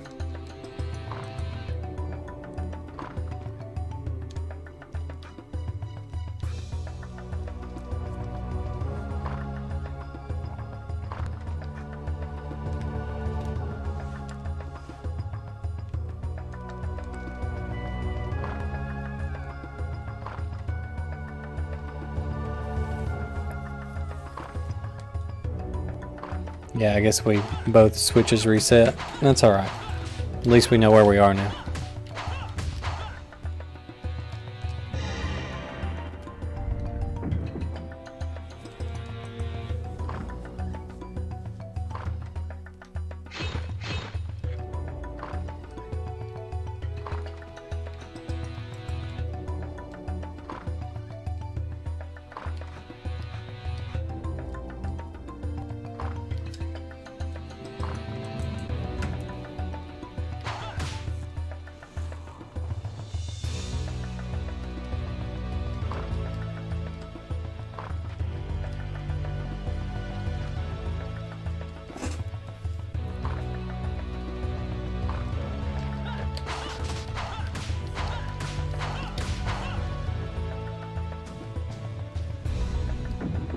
What a chump.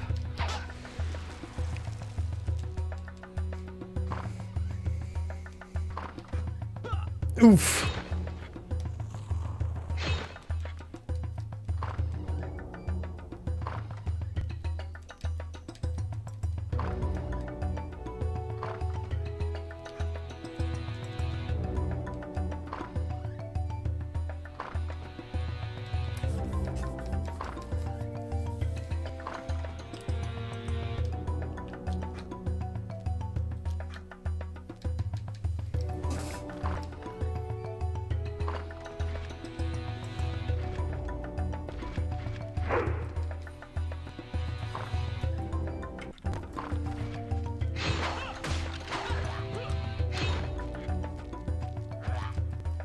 I feel like I understand this level a whole lot better now, so hopefully the next time I play it, I won't get as lost. Which I feel like I did pretty good this time too.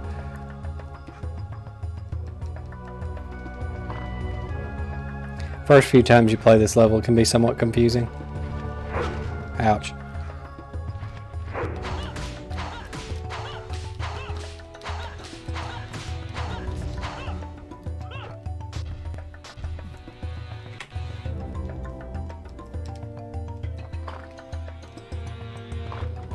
Okay, so it's still saying we're missing a switch, but which switch are we missing?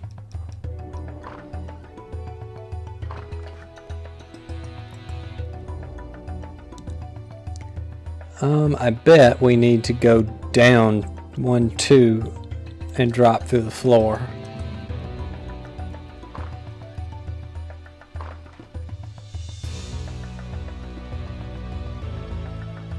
Or do we drop here? Let's see.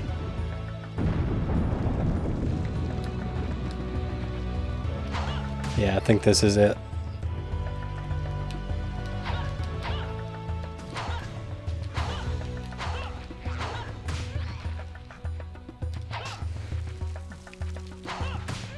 Yep, here it is. Great. Figured it out.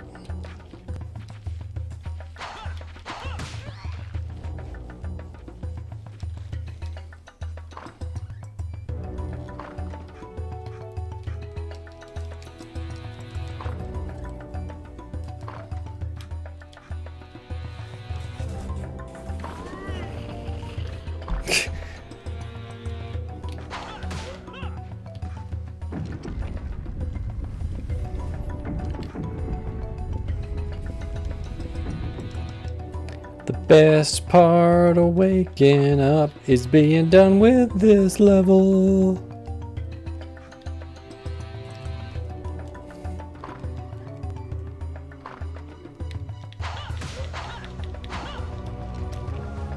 Alright, what do we got? We need to go up and to the right.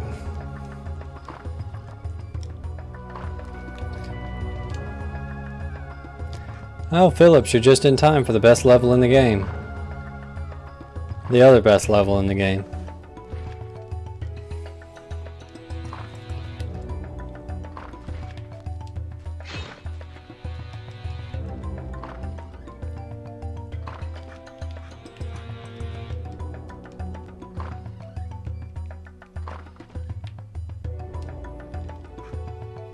Nah, this is honestly the worst level in the game, in my opinion. I don't mind the tower levels that much. They're just, I mean, I played most of them earlier today, so. Clock tower is really the only annoying thing left.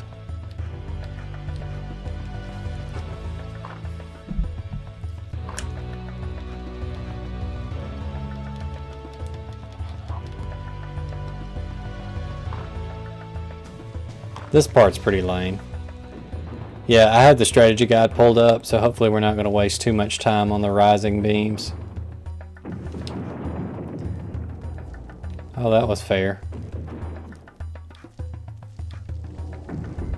Yeah, the rising beams, they are dumb, but it's just a matter of subverting it once you figure it out.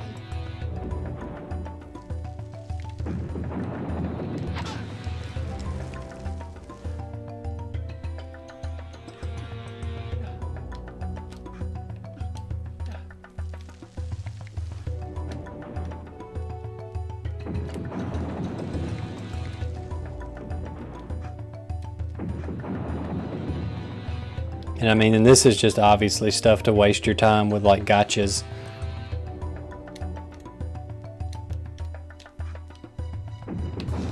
Yeah, see, like that, what was the point in doing that? How does that add or take away anything to the game? It doesn't, it just wastes your time.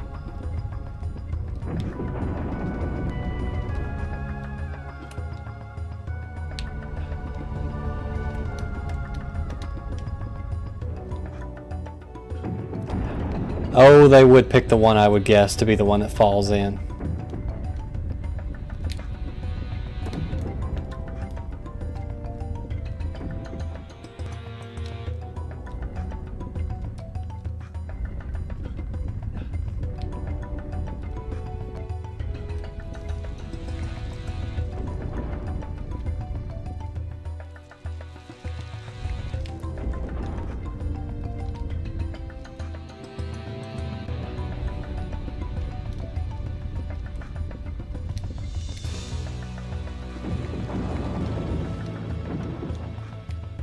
And see, like, this wouldn't be so bad if there was some sort of indication that it was going to fall.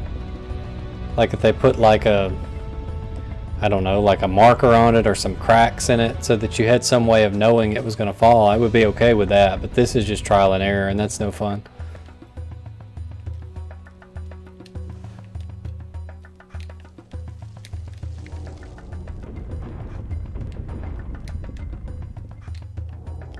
You're not really challenging me, you're just pissing me off.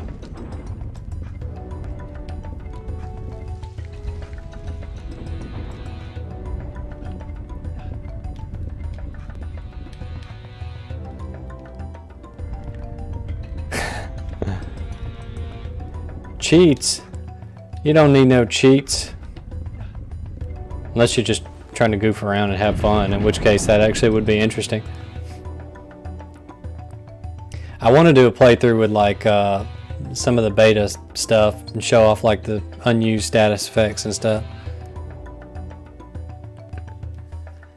Just yeeting across the gap. Have you seen a young Jerry Hamilton jump? I don't think you have. Let's see, that's where we came in at, right? Or do we... Gosh, I hate this level.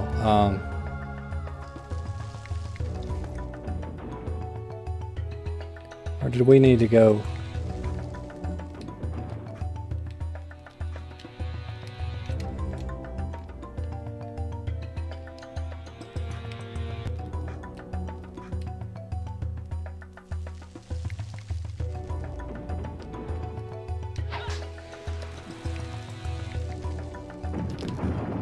Ha!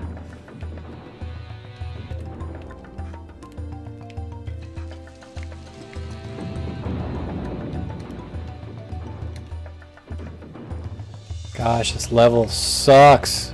Okay.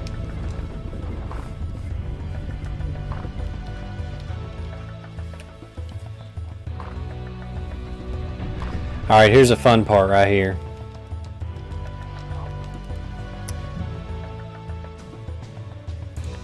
Alright, let me find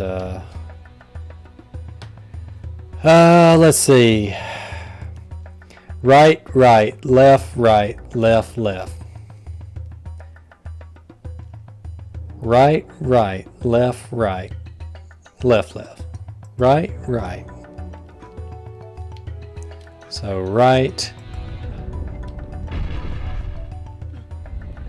right.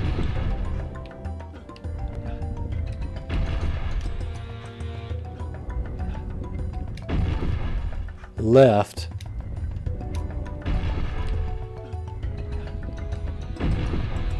right, left.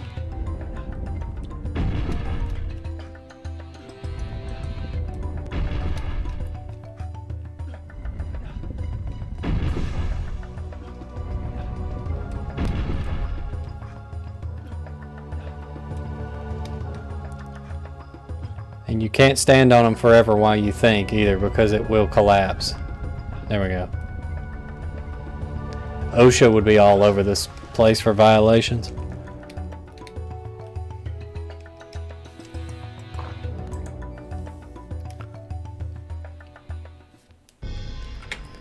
See how much uglier this level looks? Go back and check out my other stream from earlier today, the bonus stream. This level just looks nasty and murky in this version.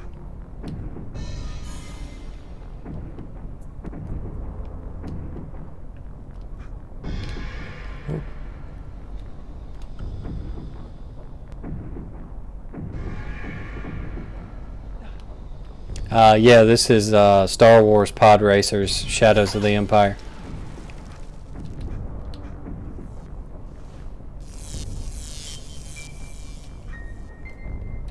We're almost to the part where Anakin says, "This is where the fun begins."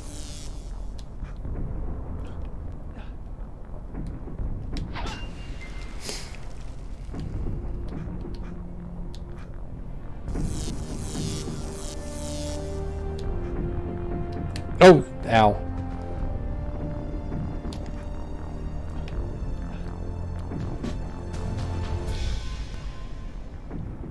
Oh yeah, I wasted so much money renting Shadows of the Empire growing up.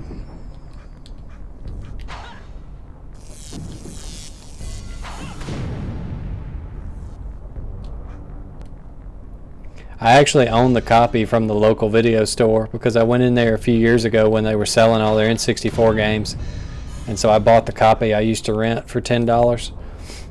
Still have it to this day. Oh gosh.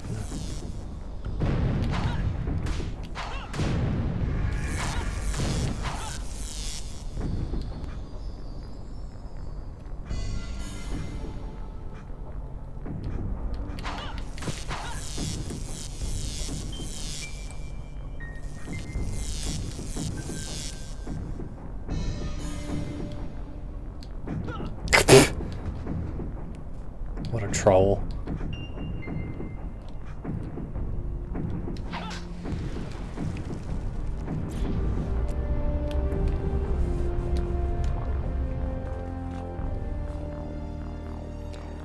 It actually is. I haven't been in it probably since Me and, do you remember the guy from college that you got thrown out of the wrestling match with? So me and him went in there as undergraduates, and that was when they were selling all the N64 games. That's the last time I went in there, but it's still open. I don't know how, but it is. I think they just rent like Blu-rays and DVDs still.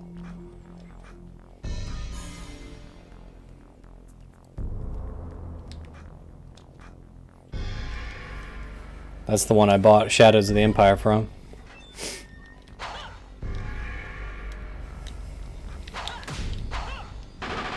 Dang it.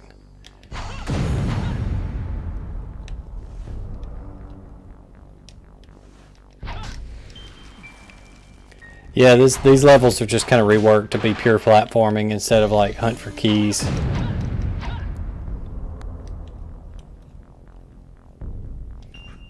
Oh, it does. It sucks. My parents still live there. Theirs goes down all the time. Every time I go to the house, like their internet ends up dropping, and they're always like, "It's because you're playing them video games on our router."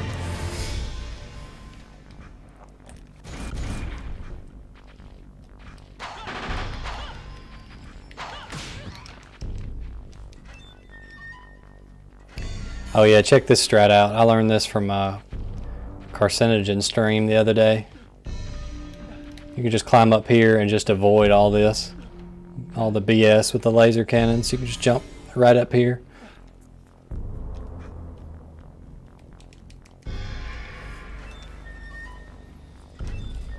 Your hometown, definitely not the one you live in now. Dang it. Die.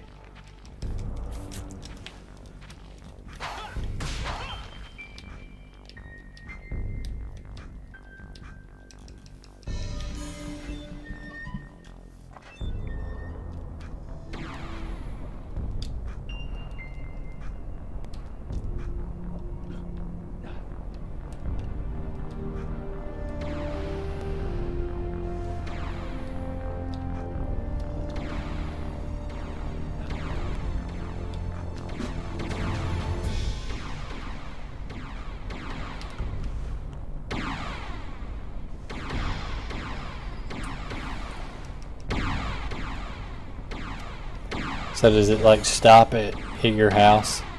Hey Mooski, I knew you'd show up at some point. You never let me down.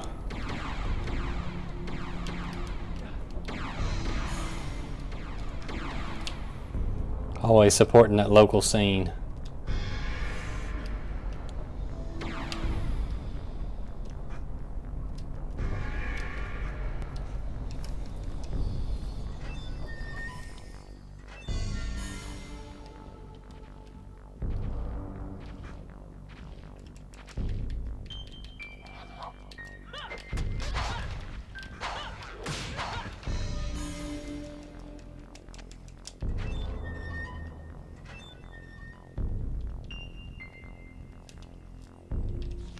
Probably just going to tank most of this boss's hit, so I'm going to go ahead and use a roast chicken here.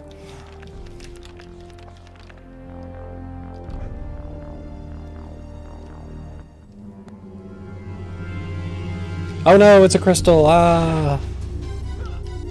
I just got shot. Great.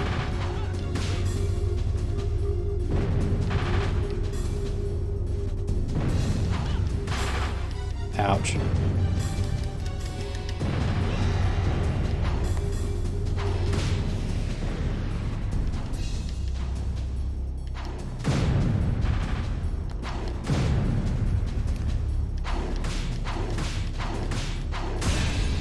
What a joke.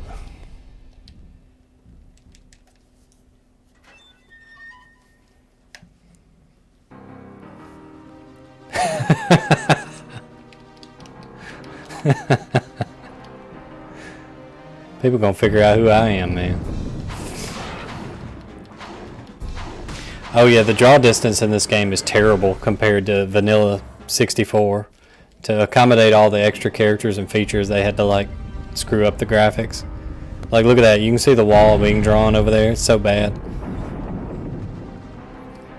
And I know that N64 games can look better than this. Oh yeah, check this sweet strat out right here. Another Carsey stream strat. Look at this. Oh, I goofed it up. Normally he'll kill himself, but it doesn't matter. Since we're Wolf Cornell, we'll just kill him. Ow. Yeah, see? No problem.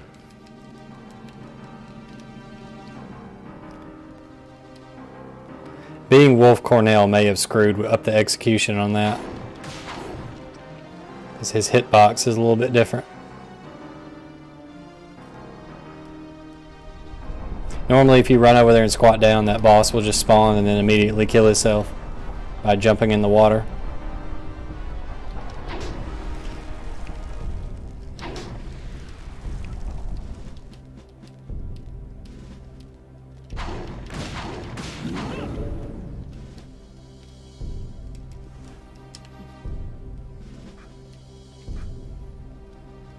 Hopefully I don't get another chance to demonstrate it though after failing this part.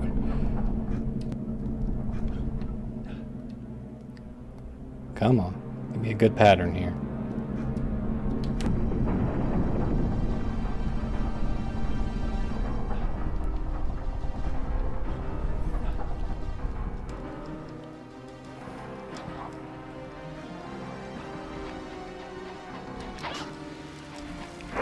Oof. It's a good thing I bounced backwards. I was afraid that was going to send me over the chasm there.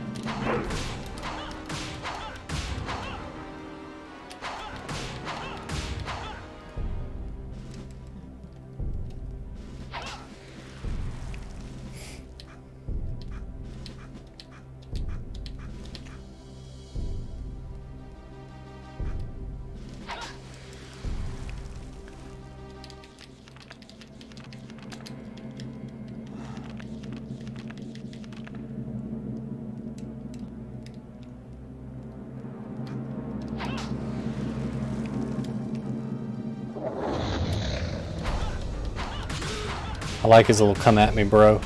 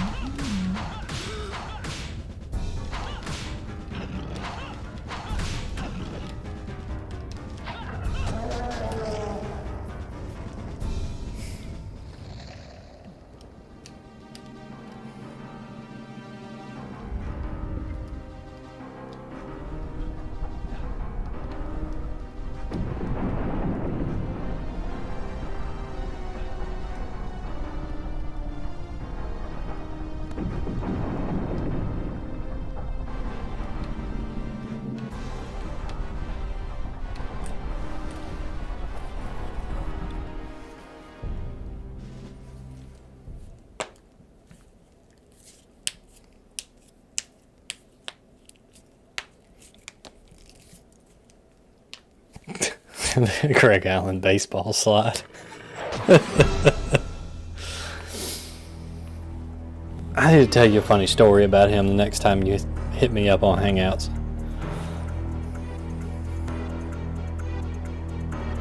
Look at him. He is the captain now.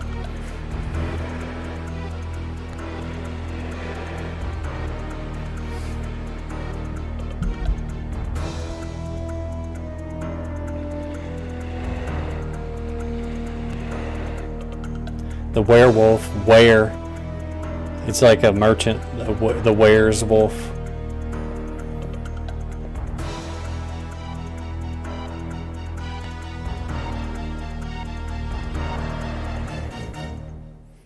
What about the droid attack on the Wookiees? Uppercut.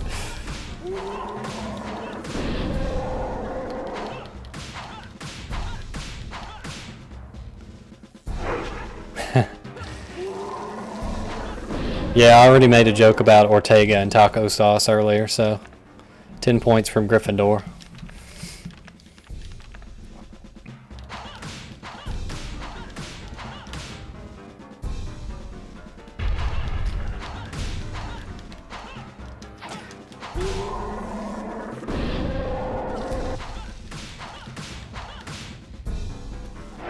Ouch.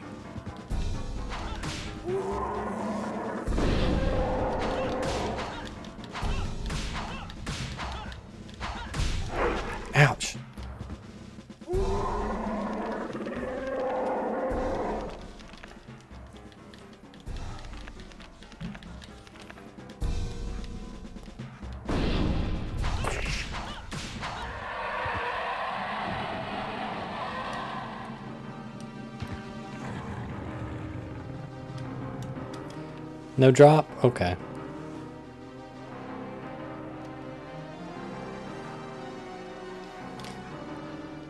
Well, they actually tried that, when was it? 2012-ish? Konami tried to modernize Castlevania, so they released the Castlevania Lords of Shadow, which was like an attempt to reboot the timeline. And the first one just kind of played like God of War with some Castlevania stuff in it. Yeah. It was a good game, it didn't feel very Castlevania. And then Lords of Shadow 2 was like mechanically bad. Like Mercury Steam developed it and they didn't do a very good job and they rushed the production and it ended up being bad. And so that kind of just killed it. And then Konami went kind of pachinko crazy and they haven't really made any real Castlevania since. So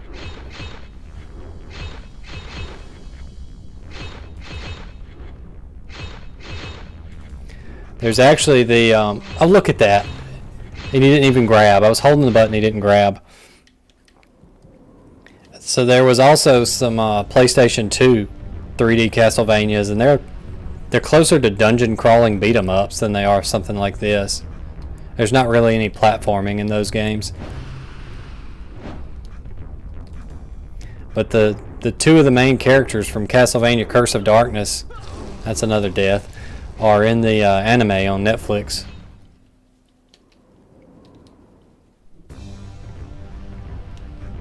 I mean, yeah, they're fun to play through. You know, if you're a Castlevania fan, you probably didn't get what you wanted out of them. But yeah, I mean, they were fun enough. The cutscenes and the music was really good. I still have the soundtrack for that game sitting around here somewhere on CD.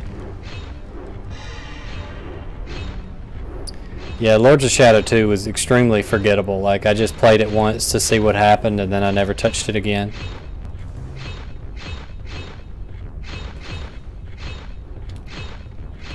As far as what this game would be like in a modern console, that's hard to say. There would probably be lots of sections where you and Ortega just walk down a hallway and talk, and he like spits exposition at you.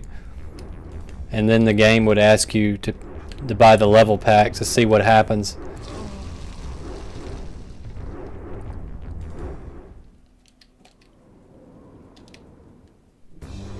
Oh, I love Castlevania. Every one that I can own, I do, and I've played pretty much all of them except the arcade game. The one with the light gun wand or whatever you want to call it that came out 2007-ish.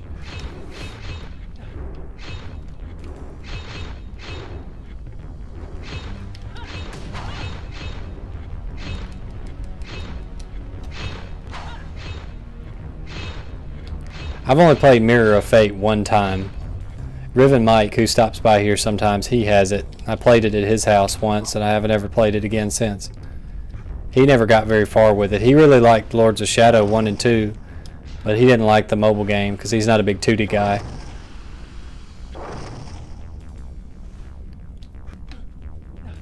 Oh, I'll hear you out. I just may tell you you're crazy afterwards.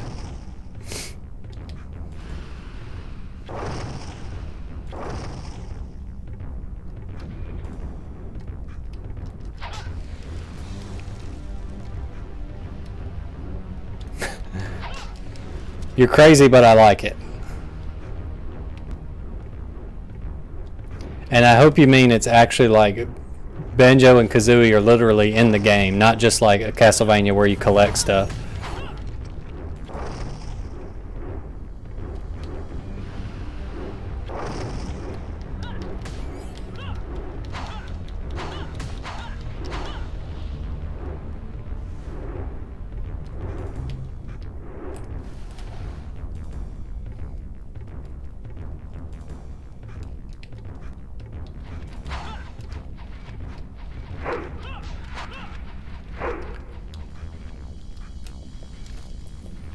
Well, hey, I mean, they got all those N64 hacks now where you can, like, play The Legend of Zelda all the way through as Banjo and Kazooie and Mario and vice versa, so why not?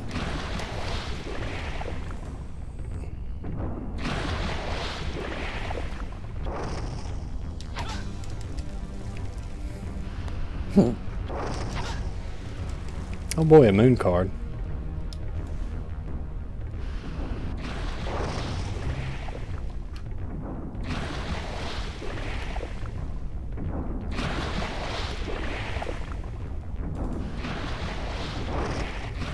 So let me take inventory right quick. We did Tower of Art, we did Tower of Ruin, we're doing Execution now, we did Tower of Science, we did Dual Tower, so what does that leave? Tower of Sorcery, and then Room of Clocks.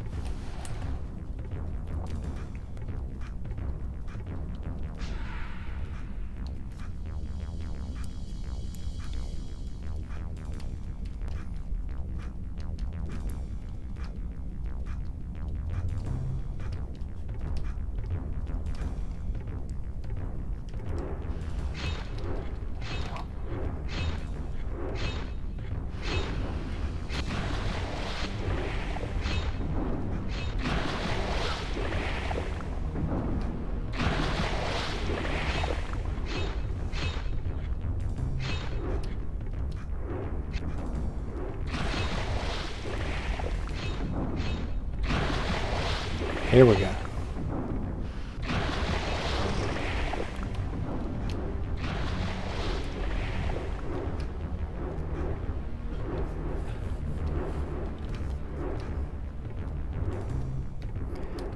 Yeah, I know, that would be perfect. Open world Castlevania, that was kind of what this game was supposed to be during development, but it kept getting scaled back. If the weapons didn't break in Breath of the Wild, it would be a 100% better game. Or if you could, maybe if you could repair weapons. Like, I realized that Nintendo was basically, they wanted people to try more weapons, so that's why they made them break so easy. But at some point where you find something like that Zora Spear or the Master Sword or the, you know, whatever, you should get to keep it if you want to and just like repair it. I think that would have been a good compromise. Oh great, I've been poisoned.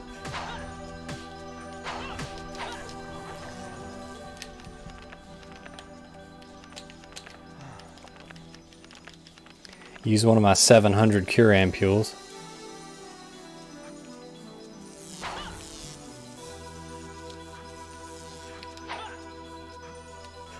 Whoa.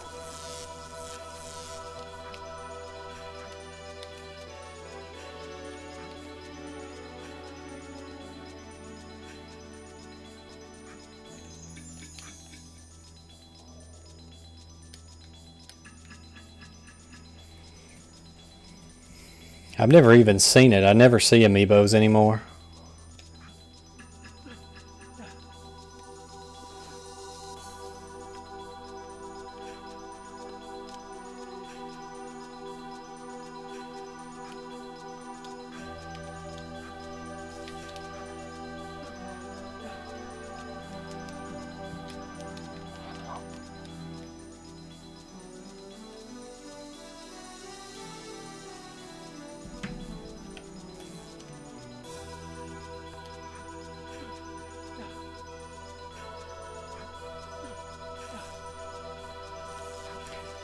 So when you, did you buy the Joker one online, and if so, when the package was out for delivery, did you ever see it coming?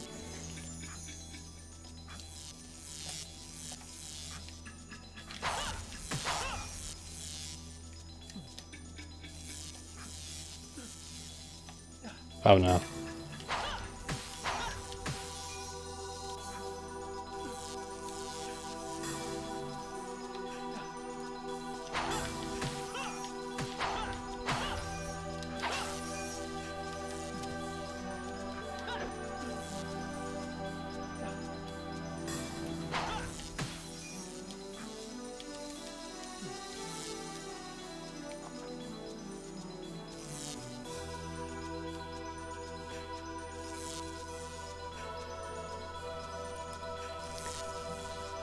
Yeah, don't never go to GameStop. Especially not to buy games.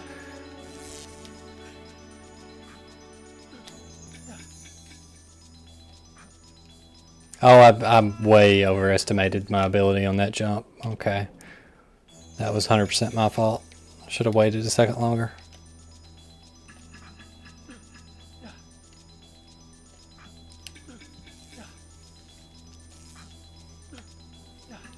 Too busy bad mouthing GameStop.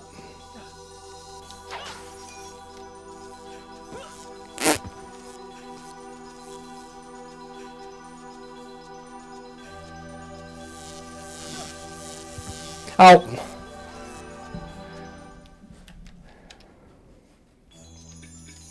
So this game has what I like to call secondary hit sliding. So for whatever dumb reason, sometimes you'll take damage and you get knocked to the ground and you're like, oh, it's okay, I just fell to the ground. And then your character will slide like an inch to one direction for some reason. And it's usually just enough to knock you off a ledge or whatever it is you're trying to climb up on. It's very annoying. It's like either kill me or don't tease me. This game's such a tease.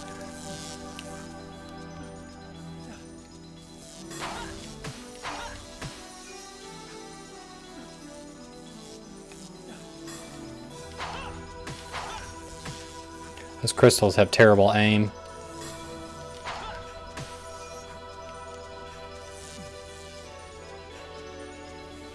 Unlike him, I'm not a billiards trick shooter, so I cannot. It's funny you should mention him. I was telling my wife the other night, I don't know why I thought of the story, but I just died out laughing and she wanted to know why. And I was thinking about that time we went to Lee's house and he showed up like with a bottle of vodka dressed up like a billiards trick shooter. I don't know if you were there that night or not, but it was very amusing.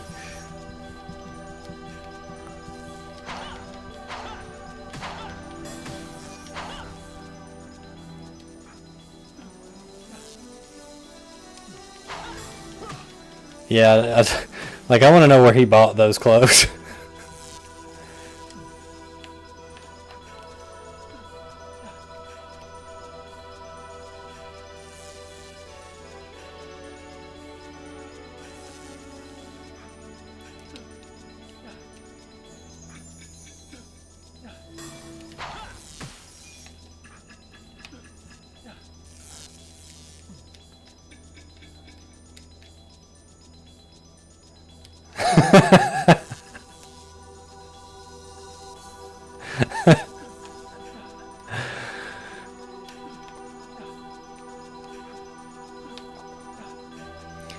What a mad lad.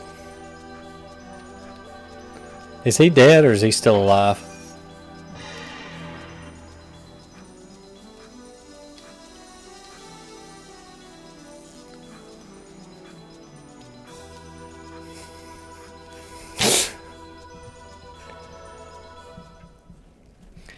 We reach the room of clocks for the epic showdown with Ortega and his 7 herbs and spices.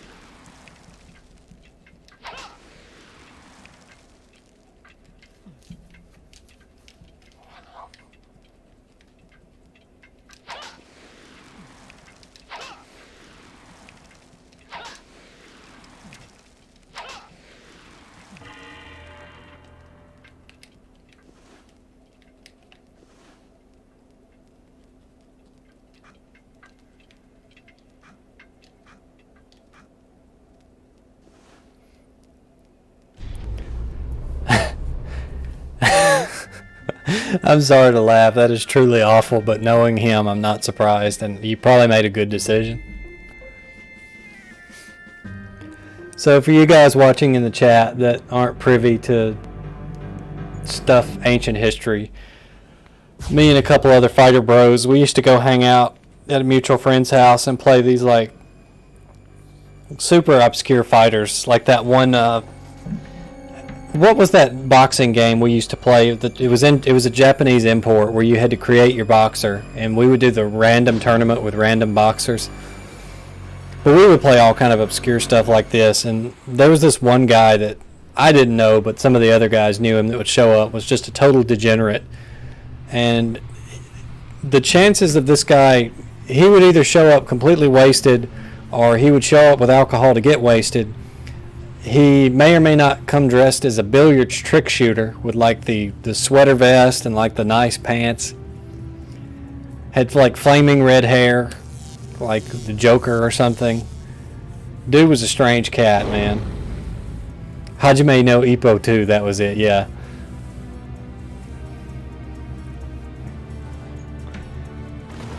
one particular incident, the same night as the billiards trick shooter incident, we had all brought some poker. I had gotten a poker set for my birthday or Christmas, one or the other, because I have a relative that used to play professionally. He had a very short-lived career. But so for Christmas, he sent me a poker set with like a, Vegas-style chips and cards or whatever. So we were playing with that. And our other buddy, he had a big stack of poker chips sitting on the table. And so this one guy turns around and engulfs the whole thing in his mouth. I won't use the word for it, so I wanted to go to YouTube jail. And of course that just disgusted everybody because we're trying to play with those poker chips, and here he is like putting them all in his mouth. It's disgusting. He's wasted at this point. And so eventually he passes out. And our other mutual friend, Lee, not Chalon, he was very mad that he did this. So when he passed out and had the hangover from the big bottle of vodka he was just chugging, he went to the kitchen and got like the biggest, most metal pan he could and a giant metal ladle and just went up behind him and started banging the thing as loud as he could. I want to say he fell over and like vomited all over himself. It was nasty, but that was a strange cat, man. Just a different cut of cloth.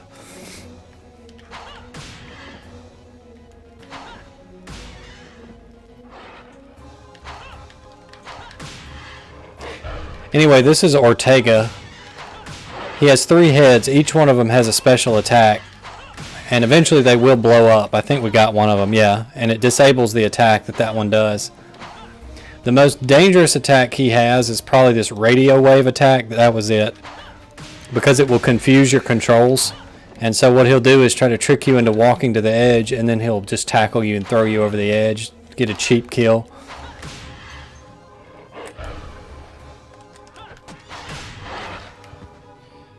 Oh yeah, super weird guy. Dude had some personal problems for sure.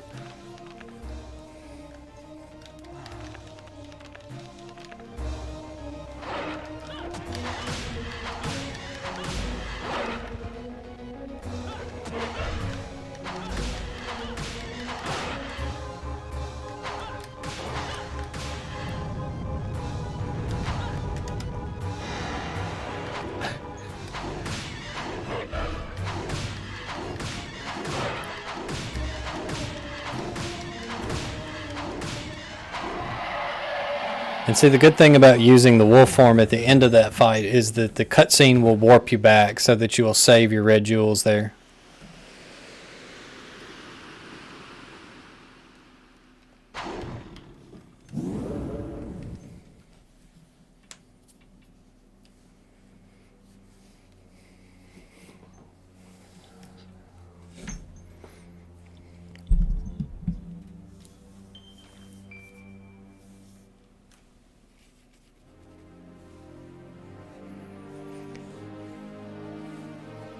Even if it meant revealing the secret of the 7 herbs and spices.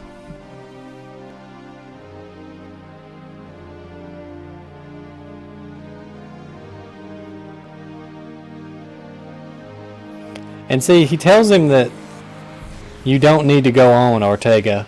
And that's a bad choice of words considering Ortega basically jumps off the tower.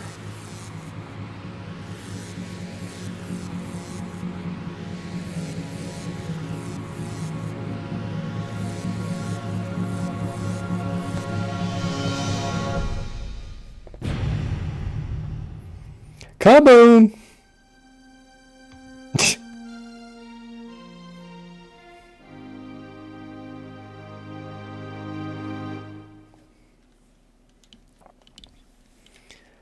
That was almost emotional. Let's continue on.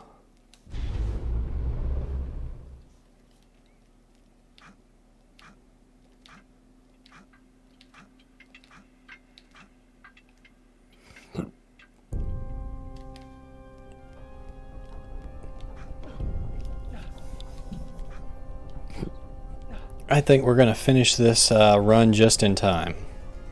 I was worried that since Cornell's quest is so much longer, we might go over, but I think we're going to be just fine.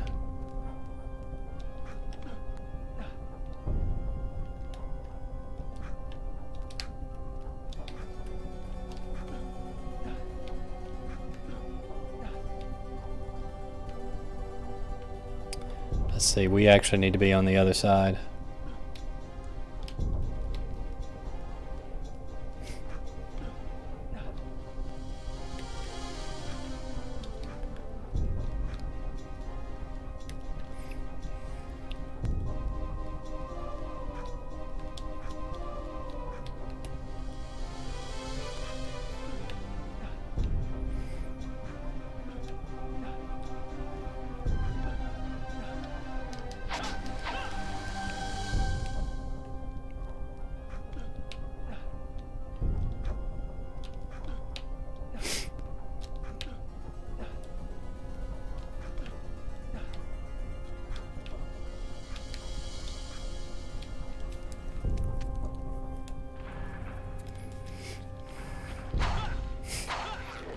Stupid things.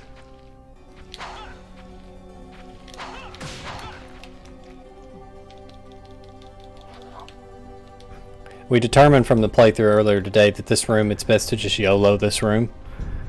Don't try to attack this room with any strategy, just YOLO it. It's even easier in Legacy because they put that extra platform there to keep you from falling. So you can just jump straight up here. Easy. Just YOLO it. Don't think about that room, just YOLO it.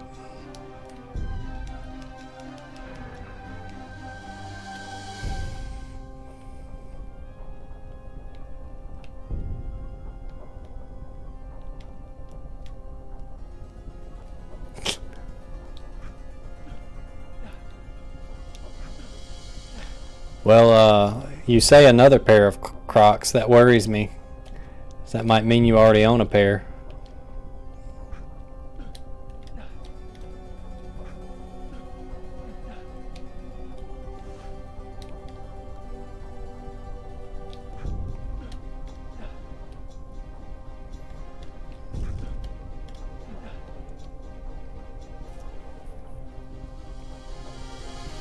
Alright, I'm going to give it my best shot. No guarantees, because the last boss of this run is kind of strange.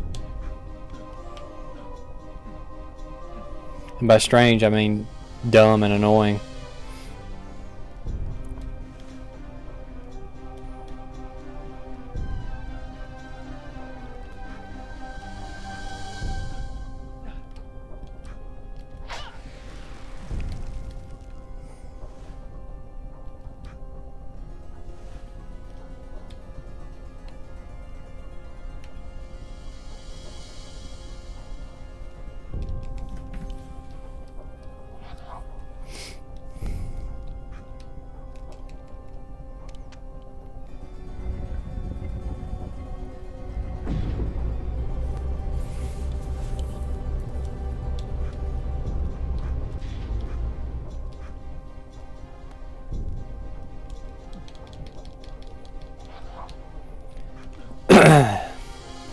If you had made your wager at the beginning of the last stage, maybe, but there's one part up ahead that's going to give me a little trouble, but we'll see. We'll see.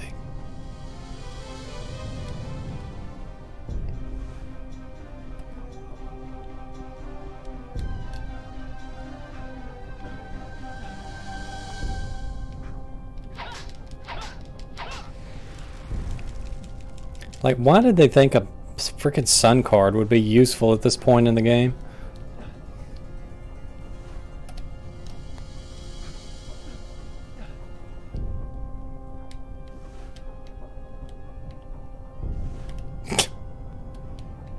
That's very tempting, actually. I do enjoy a good trampoline, even though I'm old and it would probably kill me.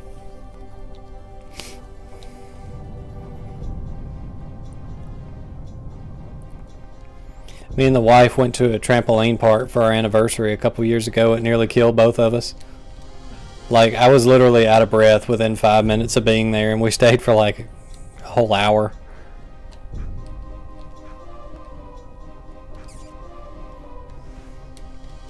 So now, why are you going to get me excited about this trampoline and tell me we're going to come jump on the trampoline, and you're going to be like, oh, I don't jump on it?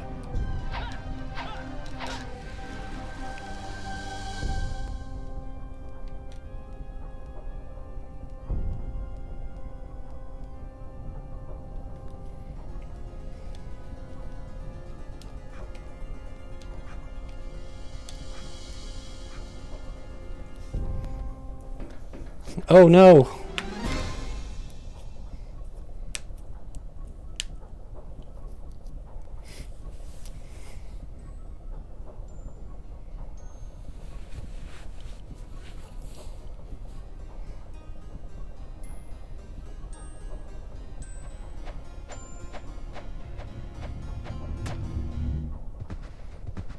Boy, you people always getting hit by those axes out of nowhere.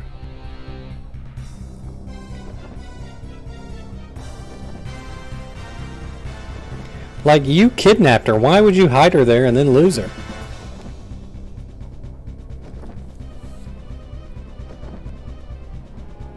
Oh, I see. I guess Ortega put her there to hide her. Yes, it is, in fact, Ada Wong.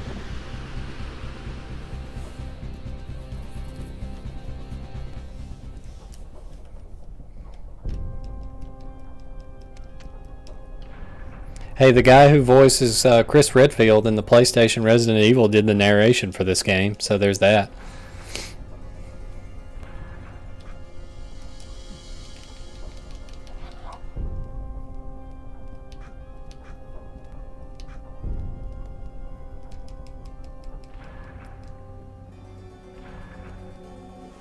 Whoa.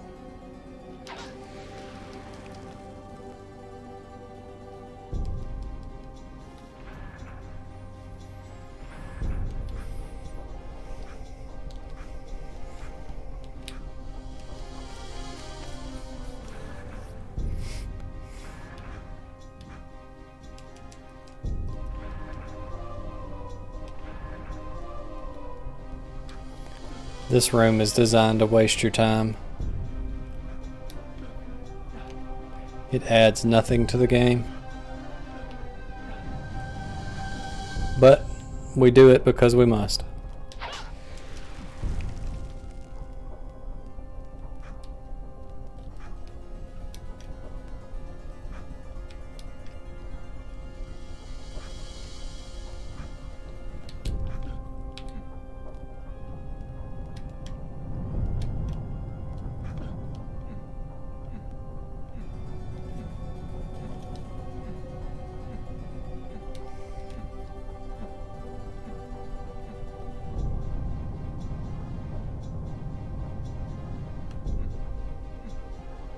Toasty.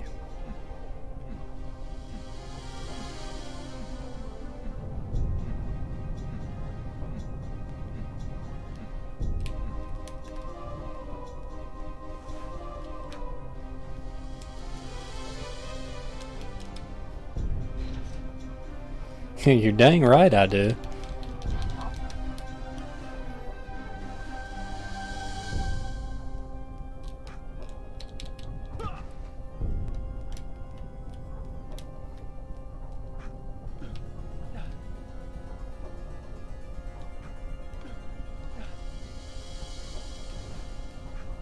All this talk about taco seasoning and Ortega has made me kind of hungry.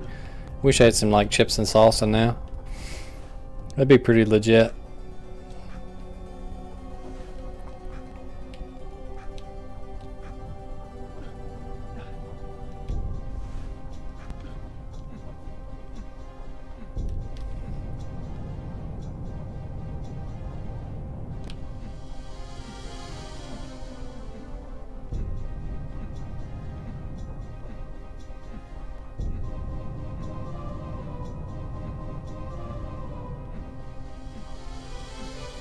Alright, we made it apart across that without roasting our frankfurter, so that's good.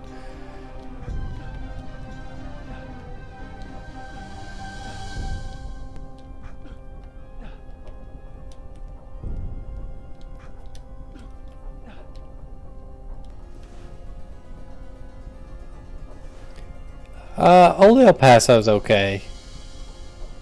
We usually get Herdez.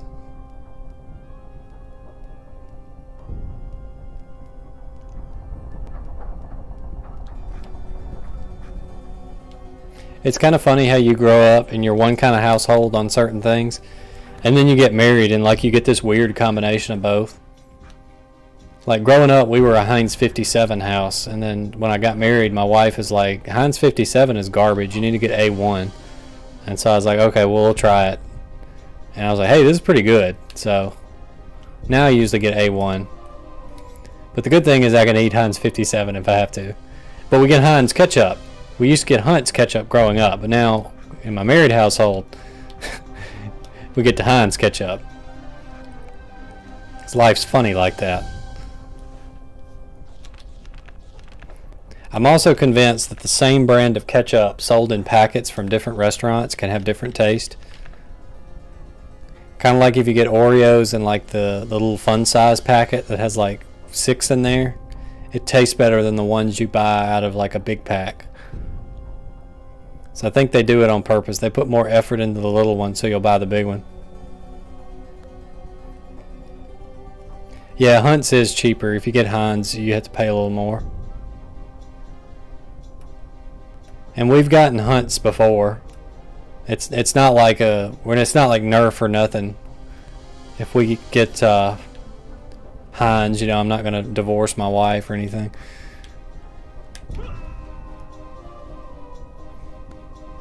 That section is so stupid. It's easier just to take damage there than it is to try to do it correctly.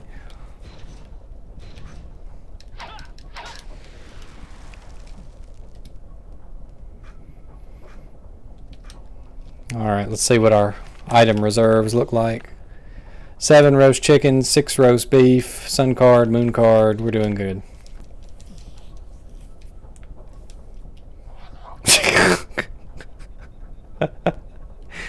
I didn't need to know that, but thanks.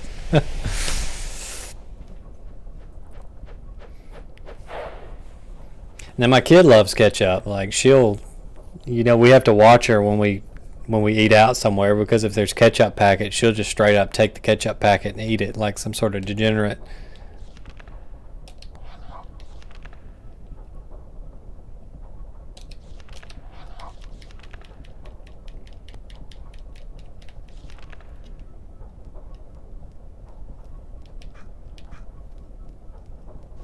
How do you get those, I wonder? Oh, I see. You would have to drop down. Yeah, we're not going to do that.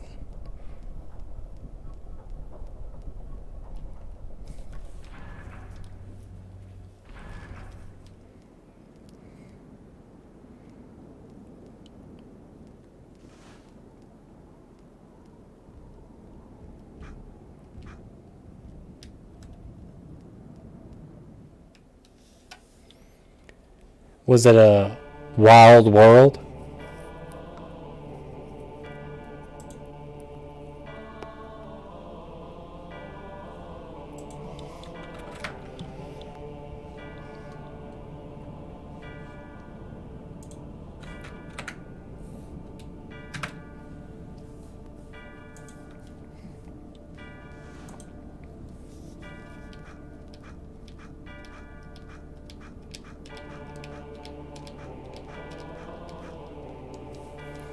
Alright, you may get to get your Crocs. We're on the last level.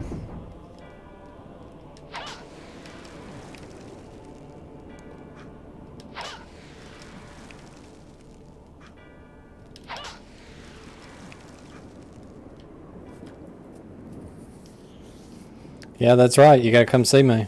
See me in the new digs.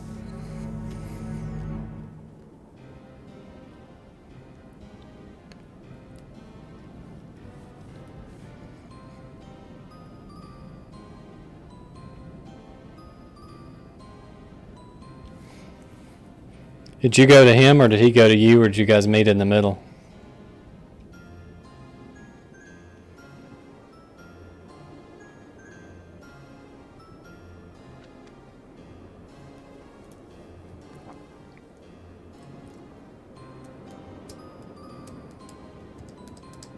That's a guy I haven't seen in years.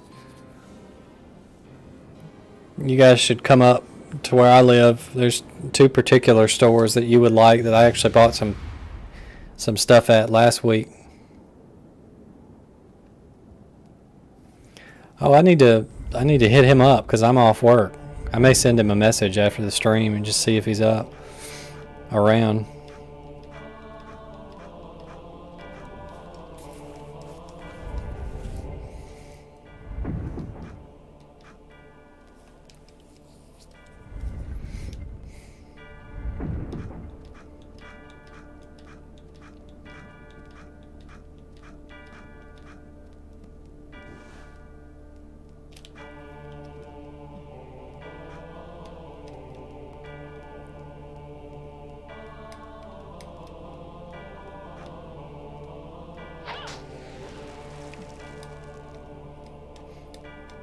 I feel like all of the gaming stores are going to start selling action figures pretty soon.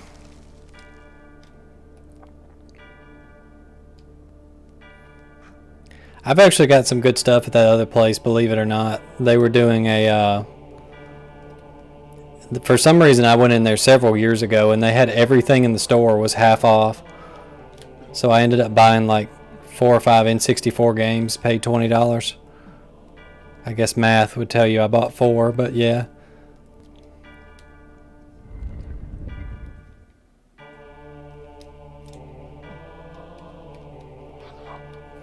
Alright, here we go. Final boss.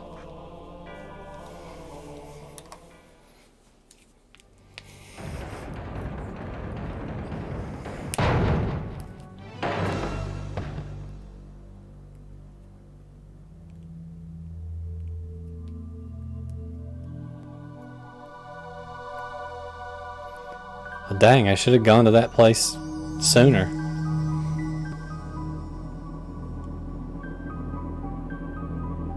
Yeah, that's where I went when everything was half off.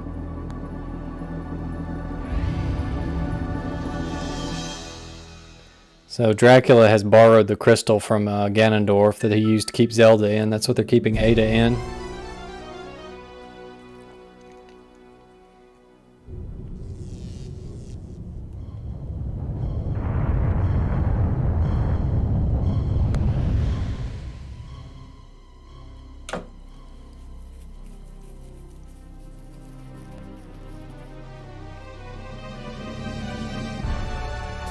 Notice he never says he's Count Dracula, he just applauds him for finding his way to the Devil's Lair, because that's actually Gilderoy from earlier.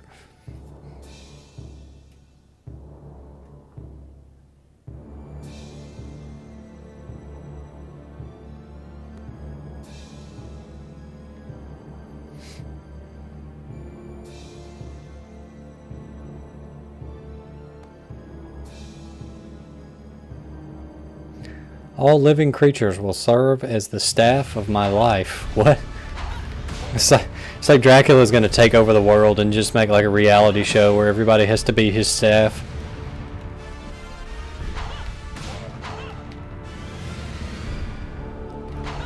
It's like, oh, maybe things wouldn't be so bad, you know? You just have to help Dracula, you know, go get him some coffee or something like that.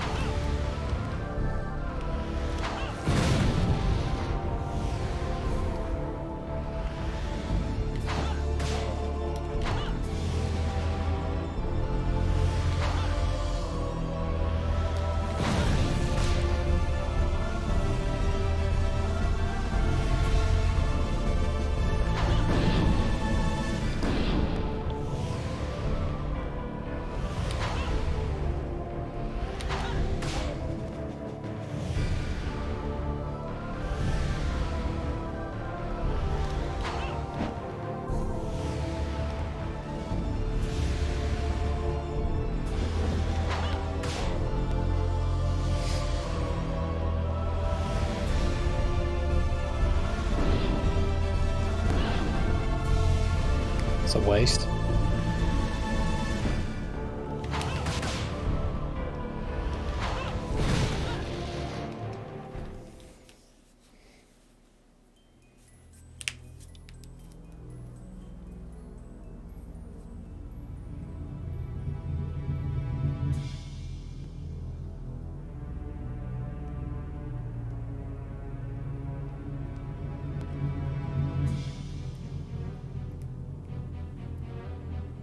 This was supposed to be an emotional moment, but the game's goofiness just is kind of eh.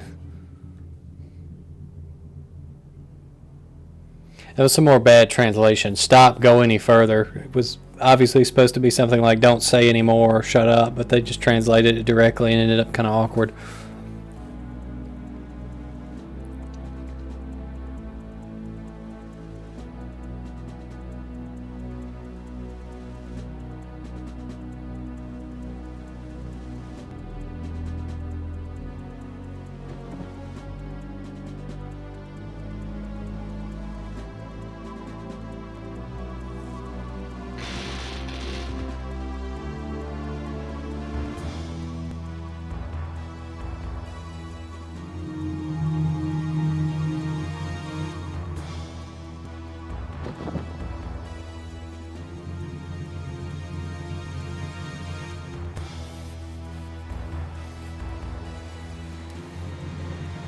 Again, he's never said he was Dracula.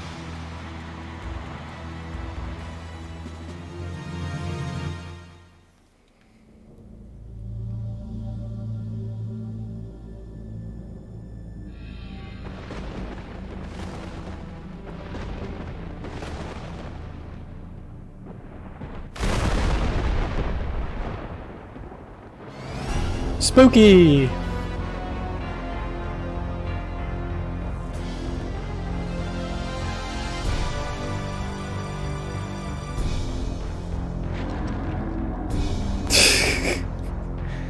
That would be scary if it wasn't so goofy.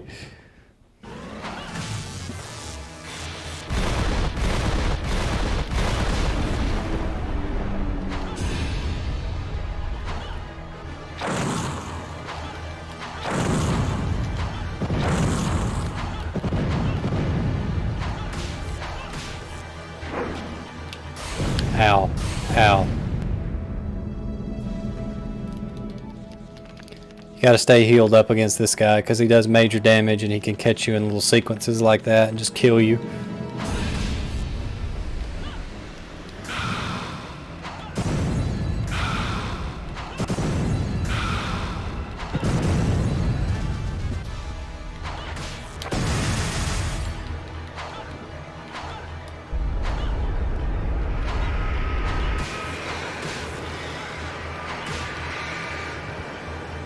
That was incredibly silly.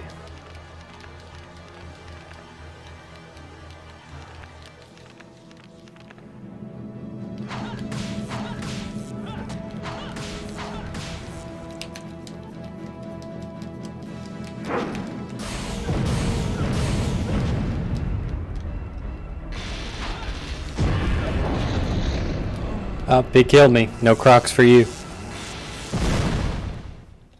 I hate this game. I never want to play it again.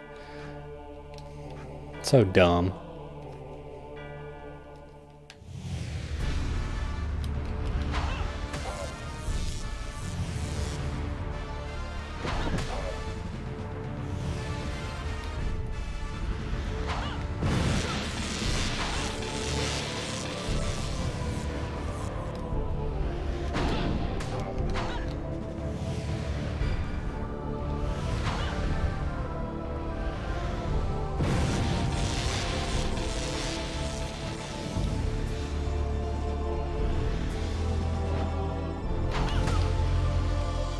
Power up, please.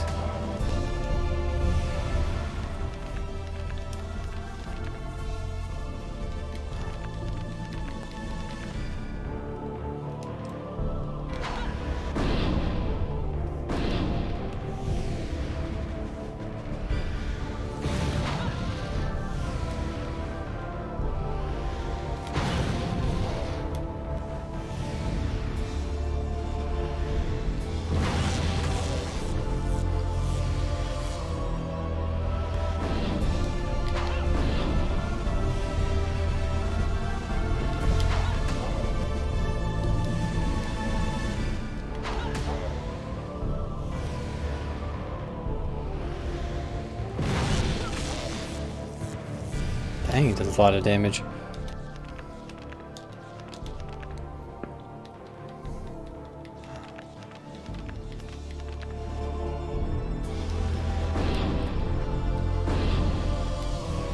This version of Fake Dracula has some attacks that the Reinhardt Carey version doesn't ever use, like that electrical beam there.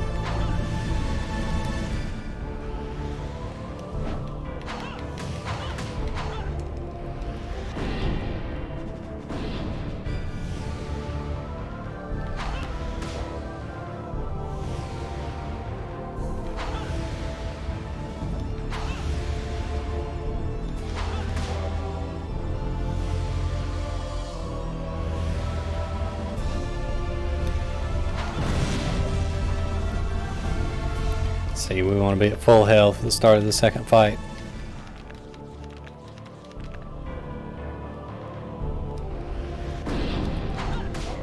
Got him. Alright, next.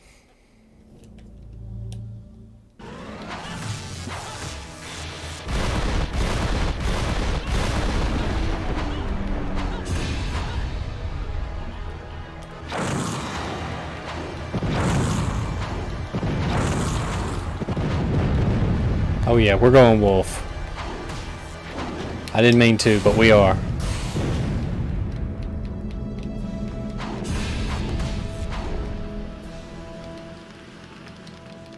Where's a heart refresh when you need it?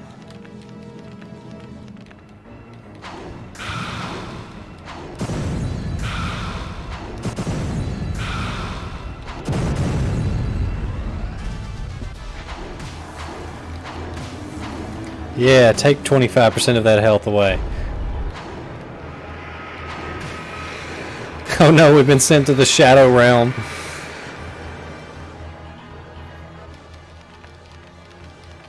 At 21 seconds, well, left on our wolf mode. Will it be enough to kill?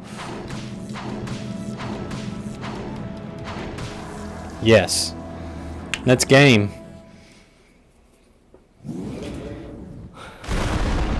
We did it. We saved the world. We beat Legacy of Darkness with all 4 characters. Live.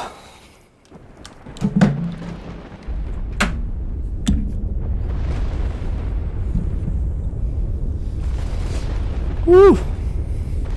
I'm almost tired of Castlevania 64. Almost. But not quite.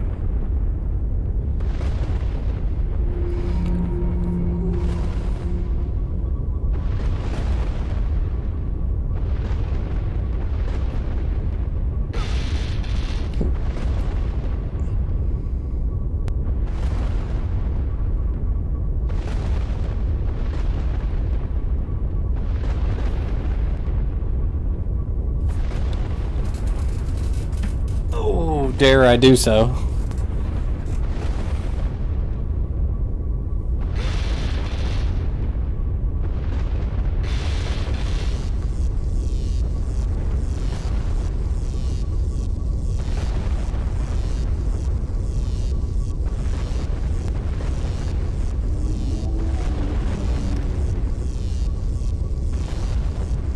And apparently a CPAP machine as well, so nice.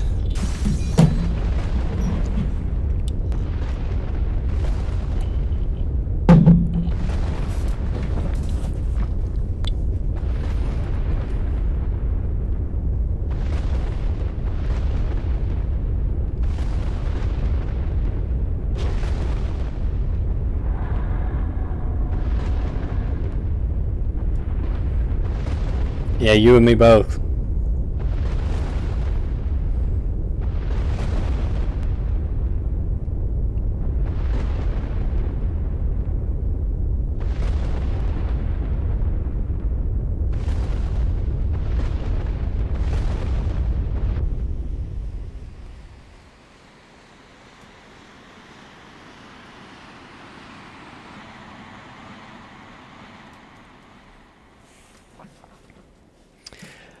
Cornell gets a little bit longer of an ending, but since you know that Dracula's still going to come back and Reinhardt and Carrie have to settle things, it's, I won't say hollow, but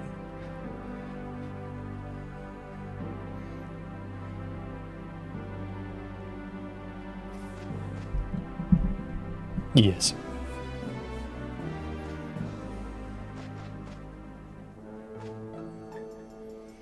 Meanwhile, Henry's still out here selling newspapers in the woods.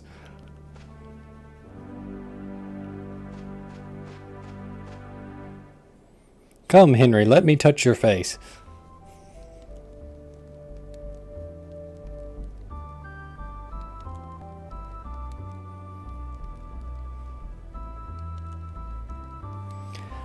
Yeah, those took me 5 hours earlier today, so how about no?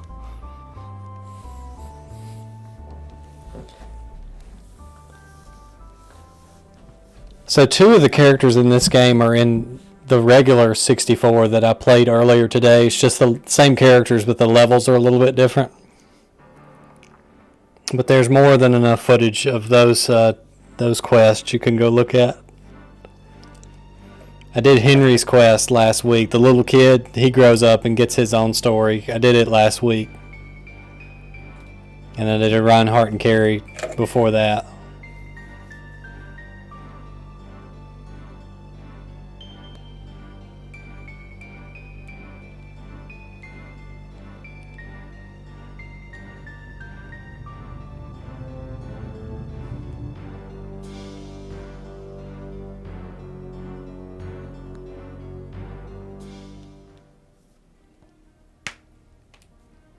Yeah, sure.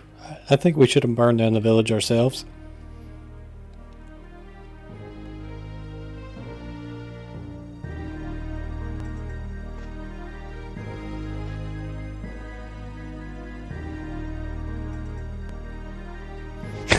Sure, the village has been burned down, all our possessions are gone, your wolf form is useless, and Dracula's coming back in 7 years to cast humanity to the horror of eternal darkness. But hey, here's some typical Japanese video game platitudes for us all to walk into the sunset to.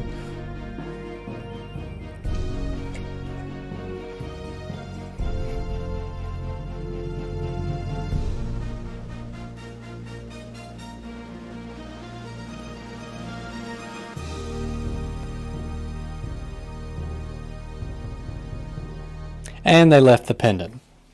And now that Cornell's not a wolf anymore, that means they're all going to be eaten alive by ravenous wolves. So there's that. Way to go. Well done, everyone. I bet this is all Koichi Yagi's fault. I bet it was his fault. He did this.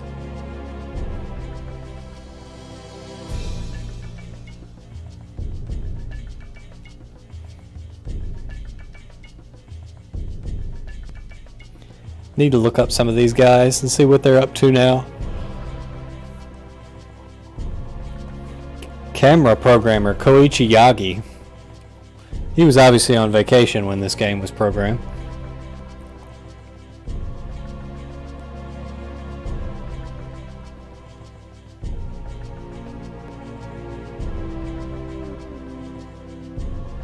Effect programmer, so the magical nitro explosions were those two people.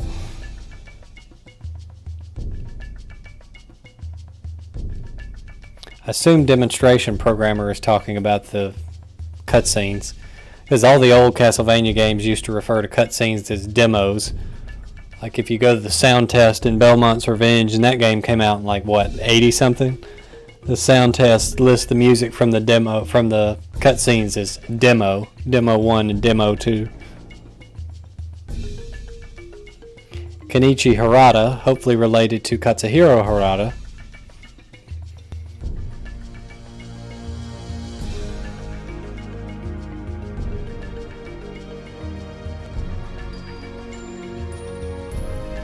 Tomoyo Tomita, wonder what he's doing nowadays. Or Masahiko Kimura.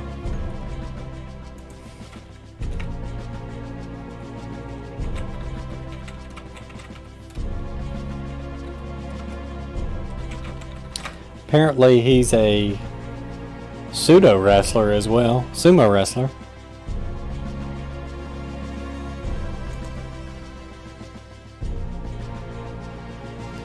Looks like he still works for Konami.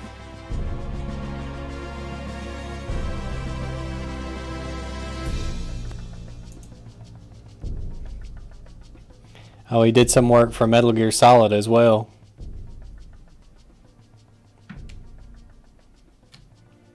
No Michiru Yamane, but he'll do. Did a fine job. Of course, developed by Konami Computer Entertainment Kobe, the same folks that brought us the Goemon games on the N64. I need to do those sometime. Those are really fun.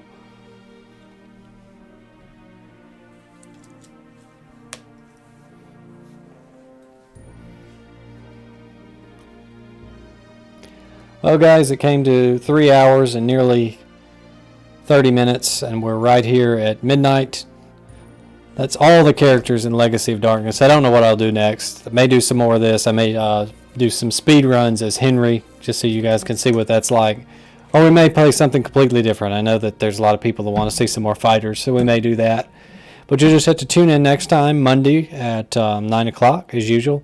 If I don't see you guys before then, have a very Merry Christmas. Be safe, be healthy. Take care, guys. Until the next stream. Look forward to seeing you here.